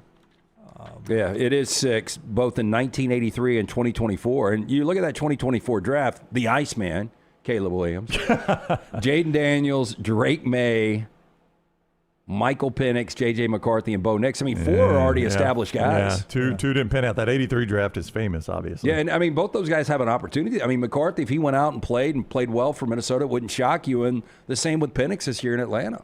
Yeah. So, I mean, those guys still have opportunities. The jury's still out, but the other 4 are pretty much established. Yeah, 4, they've been to the playoffs, won some games. Bo Nix has won a playoff game. Caleb Williams has won a playoff game. Jaden Daniels has won multiple playoff games. Drake May has won multiple playoff games. Bo Nix would have been in a Super Bowl if he didn't get hurt. I think they would have beaten the Patriots. Oh, I think they would have. He'd already been in the. I mean, that ankle injury cost him a Super Bowl start. But it's crazy. We talk about athletic quarterbacks back to Taylor Green. Jalen Milroe was a guy that got drafted based on athleticism, and everybody was like, Clint Kubiak will find a package for him. We never saw it. Yeah, he doesn't see the film. They didn't need it. Apparently, they won a Super Bowl. He got a ring not seeing the film. Yeah. Be interesting to see if Milroe ends up in Las Vegas with the Raiders. I mean, yeah. If he saw something that he really liked with him. All right, so there's a little NFL conversation. When we come back, we get to trash. Our friends at Hemp Hill Services getting you ready. Not just cooling this time of year, plumbing. You can have some plumbing issues. They'll take care of you as well. Yeah, again, never ideal when these issues arise in your home or business, but it is nice knowing you can have somebody you can rely on, and that is the team at Hemp Hill Services. Trust the name. Birmingham has trusted since 1954 for any and all of these issues. 205-229-2090. Hard to stop a train. For more information, hemphillservices.com. And our friends at Way to Wellness, your journey to healthy living. Leslie, her board-certified team, find out everything she has to offer you at aplanforme.com. That's the website there, aplanforme.com. Some people just want to eat healthier to control some blood pressure numbers or to control some cholesterol numbers. They've got plans for that as well. But for a lot of you, it's just about weight loss, how to jumpstart the weight loss. And at Way to Wellness, they have a whole menu of ways they can do that. That includes injection therapies that are so popular right now. But they got meal replacements, ways to eliminate bad snacking and other eating plans, just a way to help you do what you want to do. Get to a certain weight. Pick a number and get there.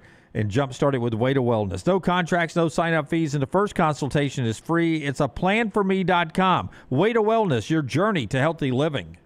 Take the next round anywhere you go with official Next Round gear. Buy yours today at nextround.store. I'm attorney Alexander Shunnarah, Alabama-born, Alabama-raised, and ready to fight for your rights. I have one of the largest firms in Alabama, and we are here to help you get the compensation you deserve. Call me, Alabama, 323-1000. No representation is made that the quality of legal services being performed is greater than those of other lawyers. Sterling and the fine folks at Champy's Chicken on Highway 119 in Alabaster want to welcome you in for a great lunch or dinner starting at 11 a.m. every day. Chicken that's brined overnight and cooked to order, and the taste of the Delta with those Delta recipe tamales. Champy's is perfect for all your tailgating needs this football season. You can also choose Champy's for your next party, wedding, or birthday. Great food, great people. Champy's Chicken on Highway 119 in Alabaster, and everything online at champyschicken.com. At Central State Bank, we are large enough to serve you and small enough to know you. Manage your money with ease, whether it's mobile banking, hassle-free checking, competitive loans, business solutions, or personalized financial advice. We're your hometown bank with big-time service. Visit us today and experience banking made simple, because at Central State Bank, you come first. Member FDIC. Hey, for all of your IT and printing needs, reach out to our friends at Xerox Business Solutions. Look, I'm still one of those old school guys. I print my notes every single day for the show. If you watch the show here on the next round, you see all the notes in front of me. From day one, Xerox Business Solutions, they've been with us here at the next round. Local for over 45 years. For all of your IT and printing needs, visit XeroxBusinessSolutions.com or call 205-969-3000. That's 205-969-3000. Stop by the New York Butcher Shop and pick up the finest in certified Angus prime beef steaks and burgers, premium pork chops, ribs, and all-natural chicken cut to order just for you. Their chef-prepared entrees and side dishes are the perfect dinner-to-go choice for your family and are ready to heat at home. With a great selection of fine wines and desserts, the New York Butcher Shop is your one-stop dinner shop. 2 locations to serve you, Cahaba Heights and on Highway 119 in Greystone. The New York Butcher Shop, rare quality, well-done service. Hey, there's nothing worse than waking up to a plumbing problem. Don't get caught in a flooded house. Call the guys at Hemphill Services. Adam, Chad, and the team at Hemphill are the only ones I trust to fix it and fix it right the first time. Hemphill Services does it right and always at a fair price. For all of your plumbing, cooling, and heating needs, trust the name that Birmingham has trusted since 1954. That is Hemphill Services. Call now, 205-229-2090. That's 205-229-2090. Remember the name Way to Wellness if you're battling weight loss in your life. I'm Jim Dunaway from the next round. There was a time I was over 216 pounds until Way to Wellness helped me lose 45 pounds, and now for over 2 years, they've helped me keep that weight off. Here's their website, aplanforme.com, aplanforme.com. That's a great name for a website because there's no cookie-cutter plan. Everything is designed specifically for you. No contract, no sign-up fees, and your first consultation is free at Way to Wellness. Ain't no party like a Dega party. The noise, the chaos, the will to survive. The biggest, boldest, brashest, fastest, and most intimidating track in all of NASCAR. Only one place calls that home. At Talladega, anything can happen. And at this super speedway, everything usually does. Hell yeah, boys! NASCAR weekend at Talladega Superspeedway, April 24th through the 26th. Get your tickets now at TalladegaSuperspeedway.com. When you think of Birmingham, it's hardworking people that go out each and every day to provide for their families, and that's how we want our team in our play on the field. Join us April 18th as we take on the Orlando Storm. United we ride.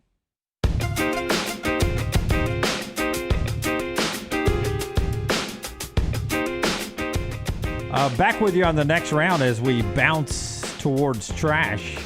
This hour of the show always brought to you by our friends at Champy's World Famous Fried Chicken, Highway 119 in Alabaster. Get by and see Sterling and enjoy a great lunch. It's a destination lunch and dinner location, not just for your tailgating in the fall, but just for if you want to take a business client, just get away. If you're traveling from outside of our area, but you watch us and listen to us daily, and you're driving down to 30A, the Gulf Coast of Alabama, and driving through at Birmingham, when you get to the Alabaster exit, I-65, coming or going, just hop off, and Highway 119 and Champy's is right there, champyschicken.com.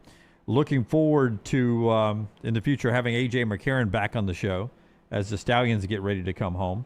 Also looking forward to the Final Four happening this weekend. Illinois, UConn, the first game, 5 o'clock on Saturday. Michigan, Arizona, the second game. If we can get the bracket challenge standings, just to, if people missed it on Monday, the whole shooting match for all of us comes down behind the glass. Already decided Tyler is going to be eating hot dogs and drinking beer. But for us, it all comes down to Arizona and Michigan. An Arizona win, and Lance is going to be safe, and Brown and I will be punished. And a Michigan win, and I'm safe, and Lance and Brown will be punished. There's a common denominator in the punishments there. Well, it's a tradition unlike any other. Yes, that would be me. My wife asked me at dinner last night, I need a bracket challenge update. I said, you're not going to like it. Well, you know what you're going to be doing if Arizona wins this game. You're going to be doing a calendar shoot. That is right. You're going to take the Uber, right? Now, if Michigan if Michigan wins, I'm safe. So you two are deciding. That's what he's saying. I'm already, he's going to take the Uber, and I'm going to take the. Because I'll come in second at that point. I'm going to take the Uber. Now, if Arizona wins, which one you're going to take the Uber too? No, right? if Michigan wins, I'm the winner. I know. Right. Yeah, but if Arizona wins, then you're not the winner. Yeah, but I still come in second place. Yeah. If Michigan wins, so I'm still going to beat Brown in that regard, and second place gets to choose their punishment. Yeah. So so I'm saying if Arizona wins though, then you have second place, right? No. I'm either the winner with no punishment, or I have no choice. No, that's not true. Oh, no. Because if Arizona lost to either Illinois or UConn, you still have more points than Brown. That's why we did the tiebreaker, right? Because you and I can finish tied. That's right, it's tiebreaker. Yeah, this is the tiebreaker. Yeah. Ryan has Arizona as his champion, so. Yeah, that'd be 2 wins for me, and you'd have no wins there, so that'd tie us at 44. So You that's why can and I literally did the finish tiebreaker. in all 3 spots. Arizona could beat Michigan, and then Arizona could lose the national championship, right. and you get to pick second. For the record, I think Uber is the easiest of the two. So that's probably it what I is. would choose, yes. For the record, I've told you this. I am pulling for Michigan because of another pool I've gotten, and monetarily it would be much more important. I got no problem driving the Uber, so I'll be pulling for Michigan. And right now, I lean both Big Ten teams. I think we're getting an all Big Ten final. I don't know how you guys feel about it. That's just right here on Wednesday. I got more for this to play out, but taking initial glances over the last couple of days, I think Illinois beats UConn, and I think Michigan beats Arizona. Our last blush of Michigan was just dismantling Tennessee. The second half against Alabama was impressive. The 2 halves against Tennessee was beyond impressive. I go back, and it's a lot of history. I think over the course of his career, Jaden Bradley has been more consistent, the Arizona guard, than, is it Caruso? Who's the kid? Cadeau. Yeah. Cadeau sucked at North Carolina. Yeah, but L.A. Cadeau's good now. He's been good now, but somewhere in him is his North Carolina days. And I just wonder. I mean, I think Bradley's a better player. At some point, I just wonder. I think it'll be a great game. Cole Pete's been a great freshman. That Arizona team seems like they've been on a mission from day one. This is interesting. They ranked every starter. This is on ESPN. Jeff Borzello and Myron Metcalf. Yax is one. Yeah, Yax is one. But then it's Keaton Wagler, who's just been tremendous as a freshman for Illinois. Terrace Reed at 3 for UConn. Here comes Arizona. Burris is 4, Pete 5, Bradley 6, then Caravan 7, Mara the 7-3 guy for Michigan, and then Krivas for Arizona. I mean, it's just littered with Arizona guys. The 7-3 guy for Michigan seems to get in the way a lot. He does, but he's just one of those guys that seems like anything off the rim he's able to dunk just because he's so long. Yeah. Should be a fun weekend.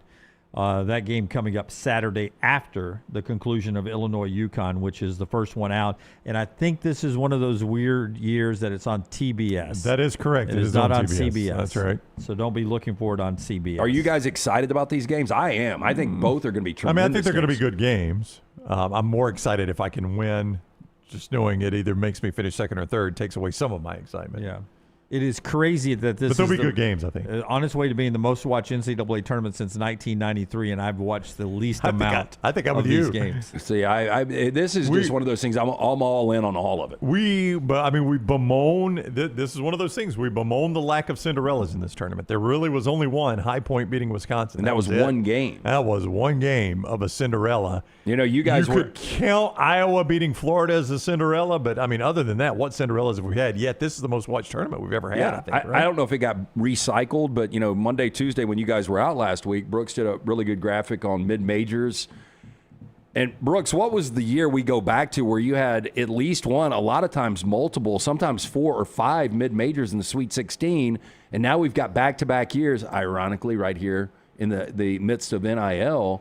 But what was the year you had to go back to where we had a mid-major every year up until last year? Literally the year the tournament expanded to 64 teams. Yeah. Right.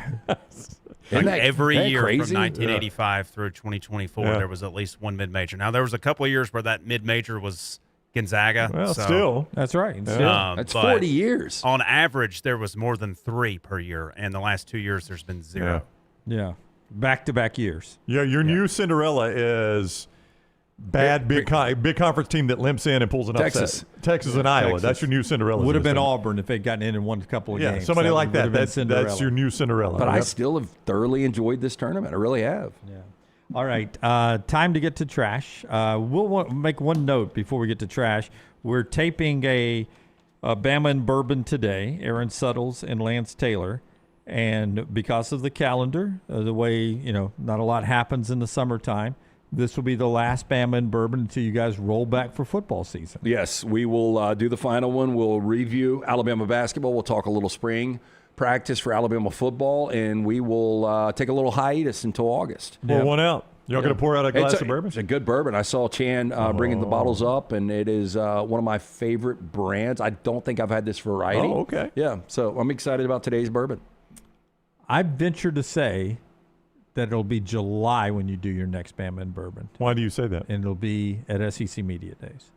That'll be the first one that rolls out. But the next scheduled one is August. I mean, we might. I mean, if Suttles, I don't know if Suttles, well, they were there last year, weren't they? Seems like he rolls in on Alabama Day. Yeah, because they do bring the players. So, there's a chance. Yeah. So, but that's Tampa, right? It is Tampa. I thought you had sworn that one off. Yeah.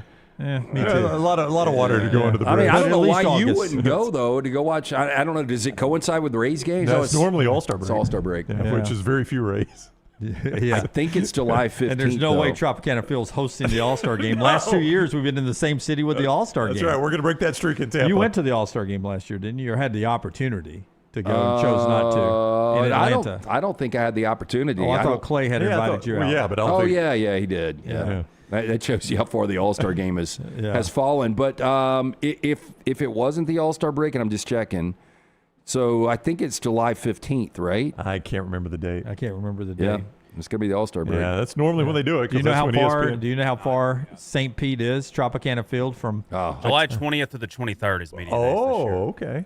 Oh, well, so... Oh, you've got Kansas City's in town. So the Nationals are there the 21st. Hell, let's go. Let's go. Yeah. Team I hadn't watched in 3 years. I'll go watch it. What if we get tickets? It is the shittiest. I'm not exaggerating. It's the shittiest professional venue I have ever been in. 45 minutes from downtown? Yes. Oh, easy. Easy. That's what good traffic, We'll right? have to beat traffic going home to get out there. Last time I went was 2005. And I'll never forget this because I took a cab from downtown over to St. Pete, and it was like $78, and that was over 20 years ago. Yeah. So imagine what an Uber's probably $150. Yeah, no doubt. Just no way. But I'm going to do that. I would like to go catch a game. That is, one of the best Major League Baseball fields is an hour and 45 minutes away, and I never go to that. Never go to that. Yeah. Y'all's mics are on, by the way. I heard Tyler Brooks talking about something, and that was a good sneeze there. Bless you, Tyler. It is trash time. Allergies still eating you up, huh? Oh, yeah, I'm dying. Yeah, I can tell today you're not feeling great. I've taken Zyrtec, Sizol, and Benadryl in the past 24 hours. Are you supposed to do that? I don't know if you do that. Is there a chance that they...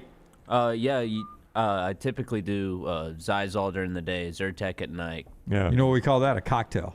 Yeah. I do the Zyrtec. I forgot mine this morning, and driving in, looking at all the bodies of water, just how covered they are with pollen right now. We need some rain. Does Ireland get pollen like this? No, Vegas doesn't. That was one thing I noticed about Vegas. Well, Vegas doesn't have any greenery. I know. Yeah. We didn't have any pollen, though. I can tell you that. They get rocks. They get. Remind me to show you. I'll send it to Forrester tomorrow, maybe after trash here. The first time I played golf in Las Vegas, the Coyotes. We saw it. Scott showed it to us. You texted it to him. Oh, the Coyote run into the backyard. Oh, yeah. Yeah. The day you sent it to him, we showed it on the show. That wasn't a scrawny like the first one that came up the green 2 years ago. Yeah. Where they looked like they were going hungry. This coyote had been eating really well. It looked like a house dog. Did you throw it some snacks? Like if you had some of those Captain Wafers? I didn't have to. There were 50 rabbits that we'd seen right in that bushy area as we drove up on the tee box. And then here comes Mr. Coyote. You know who we didn't see that whole hole the rest of the time? Another rabbit? Mr. Rabbit was very quiet somewhere. You know, I saw one of your former employers, Channel 13 on Instagram. They sent out this video of this lady's cat being pulled out of its crate by a pack of dogs. Oh, my gosh. Yeah, that's AI. No, it's not AI. It's traumatizing. There's Look how healthy that coyote is. He's got a strut, too. Boy, he is happy. Yeah. He's headed to get him a rabbit. Yeah, he just had one. And he's, that was post-dinner? Oh, yeah. He's heading back. Well, they've got brothels out there for the animals too, so maybe he was just. Yeah. Well, look at that trot right there. They go to the human ranch. Yeah. Look at that. He's like, I'm full. Yeah. See, but I was thinking, I literally said on the tee box, I was like, you can't leave because it was a hot day, but you can't, like, if it's a good 88-degree day, you can't leave your back door open. You know how they the kill coyote get inside. A lot of coyotes around farms around here. And the way I know this is my ex-father-in-law's got a lot of property in Perry County. Bear traps? No, this is crazy because their dog ended up. I think I told you guys this story years ago. We're at dinner with this random couple. It was Jennifer Hale and the guy she was dating, and then this other couple, and they were talking about how they had just removed. She was a vet, had operated on this dog, and it was my ex-wife's dad's dog, but it had gotten in the coyote trap. They put, and there's going to be hunters out there, farmers that will probably correct me on this, but it's like a sponge of like kerosene. And so, they bait them somehow so they'll eat it and they'll just die out. Like they can't eat. They can't take anything in. So they basically lay there for days and just die. And so because it was their dog and they thought something was wrong, they took it and they had to cut it open and pull it out. But that's how the coyotes, talk about inhumane. So the sponge gets inside and just expands. Yeah, and they can't eat. They can't drink. Can't digest. But you know what? I bet they do. I bet they lay there and howl till they die. I bet that's what it sounds like. Oh, it's a bad memory for me. My childhood, Blackjack was the first dog I can remember. It was my granddad's dog, and occasionally, no leashes back in the redneck days of Alabama. Did y'all chain your dogs? Apparently, well, I mean, sometimes I guess, but Blackjack got, he's an outside dog. Apparently, he'd gotten into a guy's trash over the mountain, and they ended up poisoning him. And Blackjack came back and crawled under the house. It was one of those houses you hear him howling all night long. So and sad. my granddad had to take him out to the woods and put him out of his misery. Well, did your granddad take the guy? With gun, went to that guy's house and told him if he ever does anything like that again to another dog, that he would put him down. Wow. Yep. I like granddad. Yeah. Drive a hard bargain. Because it was just hard to hear Blackjack under there. Oh, I bet. Just howling. That's what Terrible. that sound was. Trash today brought to you by our friends at NASCAR, Talladega Superspeedway. Our friends there at NASCAR getting ready for another great racing weekend with the Jack Links 500 coming up Sunday, April the 26th. TalladagaSuperspeedway.com, TalladagaSuperspeedway.com. Get your tickets, buy them right now, and enjoy all the racing fun of the Jack Links 500. Now, the women love you when you get out there. Why do you think that is? What'd you say? The women love you when you get out there. Why is that, ladies? Well, I'm asking you. Huh? Because I What do look you think good. that is? You I look smell good. I Yes. feel good. And you sing good. And make love good. Oh, well, there we are. We don't have to ask anybody else. We got that from the source. There you are. LT's Trash is presented by Bud Light. Easy to drink, easy to enjoy. Everybody knows about the Costco hot dogs, right? I don't. I'm new to Costco. I haven't had the Costco hot dog. Well, I've only been twice. I mean, everybody talks about the pizza and the hot dogs. they're You gotta both be a real member. cheap, I think, right? So this is interesting. A bourbon bottle stamped with one of the internet's most recognizable phrases is turning heads after popping up at Costco. Photos shared to Reddit show a rare character brand single barrel bourbon labeled "I got that dog in me" with the infamous $1.50 Costco hot dog on the label.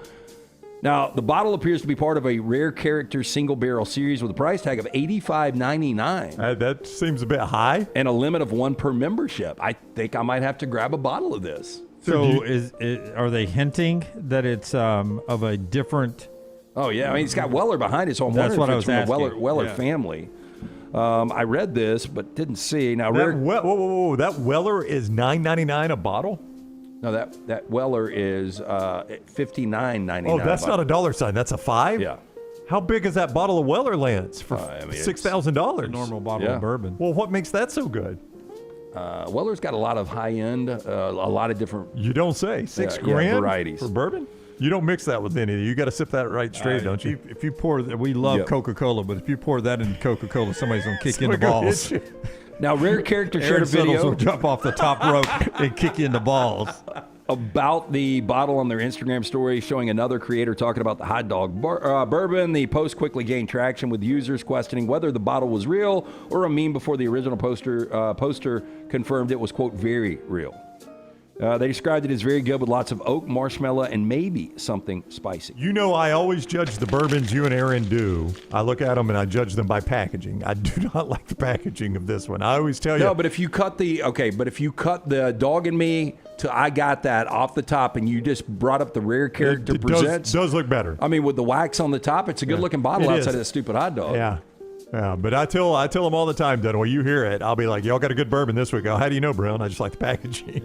Yeah. I got no clue. That one that looks like a bottle of wine turns out it's a pretty good bottle of bourbon. I generally don't like the bottle of the wine ones. That's what I tell Lance all the time. Don't be surprised if this thing in the next couple of years, if they keep this really single barrel and this is the only edition, if this thing blows up price-wise. Daniel says Weller is Pappy's hot cousin. Yeah. Okay. But doesn't get the love. And that's the thing. I guarantee if you talk to bourbon enthusiasts, they all lean Weller over Pappy. Really? Yeah. Interesting. Apartment complex in Atlanta going viral for using robotic dogs instead of human security guards to protect its residents' property. This is your greatest fear. GE Lofts, an apartment complex based in Atlanta's Castleberry Heights, is going sci-fi after repeated burglaries left residents frustrated. A group of 6 armed thieves broke into every car in the apartment's parking lot in November of 2025. How is that even possible? Every car. It's an inside job. Making off with whatever they could find. In spite of the bright lights, cameras, and razor wire fence surrounding the area, months later, GE Lofts came up with a unique solution to solve the problem: robot dogs, courtesy of undaunted robotic security. These canine-inspired robots, similar to those of Boston Dynamics, are equipped with lights, cameras, and alarms, patrolling the area 8 hours every single day. Why not just real dogs? Why are we putting real dogs out of work? Yeah, or maybe a security guard. Well, I think this is probably a lot. I mean, the maintenance on a real dog. What's the maintenance on a robot, though? Yeah, you don't have to feed them. You just let them roam around. Got to keep it charged. I got to plug that thing in every now and then. Well, and I guess the rogue dog, is there liability now if you even have a posted sign that beware of dog? Yeah. At least with this one, you get video evidence as well, too. Yeah. And finally, Costco is back in the news. Oh, wait a minute. We're back to Costco. Yeah. Is Jeeves getting a free membership today? Yeah, a lot of Costco stores here, Jeeves. They are now. Jeeves ran out of stories. Oh. And was running out of time. Oh, no. And we'll circle. I pocketed the first one today just because of time, but we can get that one tomorrow if you want. Costco is now selling a 10-pound giant chocolate bunny online, and in select stores it comes with instructions to smash it with a hammer. Now, listings on Costco's website show the bunny starting as low as $57, while some shoppers have spotted it in-store for as much as $140. This is made from a blend of milk, white, and dark chocolate. The solid bunny contains 151 servings at 150 calories each. Quick math, totaling over 22,000 calories for the entire figure. That could be a good bracket punishment. You got to eat that whole bunny. Oh, my God. It's 10 pounds. Well, I did not like the chocolate bunny myself. I don't know about you guys. I think what that would do, you've heard the stories of somebody that has a bad experience with tequila. Unfortunately, they never go back to tequila. If you ate that whole thing, you might be done with chocolate. Yeah, well, we could do it like this. You have to eat the whole thing of the whole bunny, but you stay in studio until you finish it. Oh, I mean, that's a big old bunny. Look at that girl. I'm assuming she's a normal-sized human being. That thing's half her size. And it's solid, so it's not hollow. Oh, it looks hollow right there in the ear. No, it's solid. That is solid chocolate? Yeah, solid chocolate. Oh, it took you forever to eat that. Yeah. If it was hollow, you'd have a shot. I think even hollow would take me a week. Yeah. We'd be finding hidden pieces of melted chocolate all over this place if that was the punishment. Brown's out in 3 hours. What happened? Yeah. All right, that is the show today. We're back with you tomorrow. Don't forget a brand new Bama and Bourbon will be out later this afternoon. Also, a new Next Reel will be out later this afternoon. Also, don't forget to go and check the latest OG podcast that is out. OG Kickoff is out with Conor O'Gara and company. All that on the platform. There you see the guys talking yesterday. It's what it looks like. Go look for that here on our platform and go enjoy the OG Kickoff. It'll be a lot of fun. The evergreen rules for the OG Kickoff. Yeah, and those are rules you got to have. Man. That's right. You got to set the standard somewhere. You got to know those rules, and I think every college football fan would agree with them. Go check out that episode and like and subscribe. Until next time, God bless you and God bless America.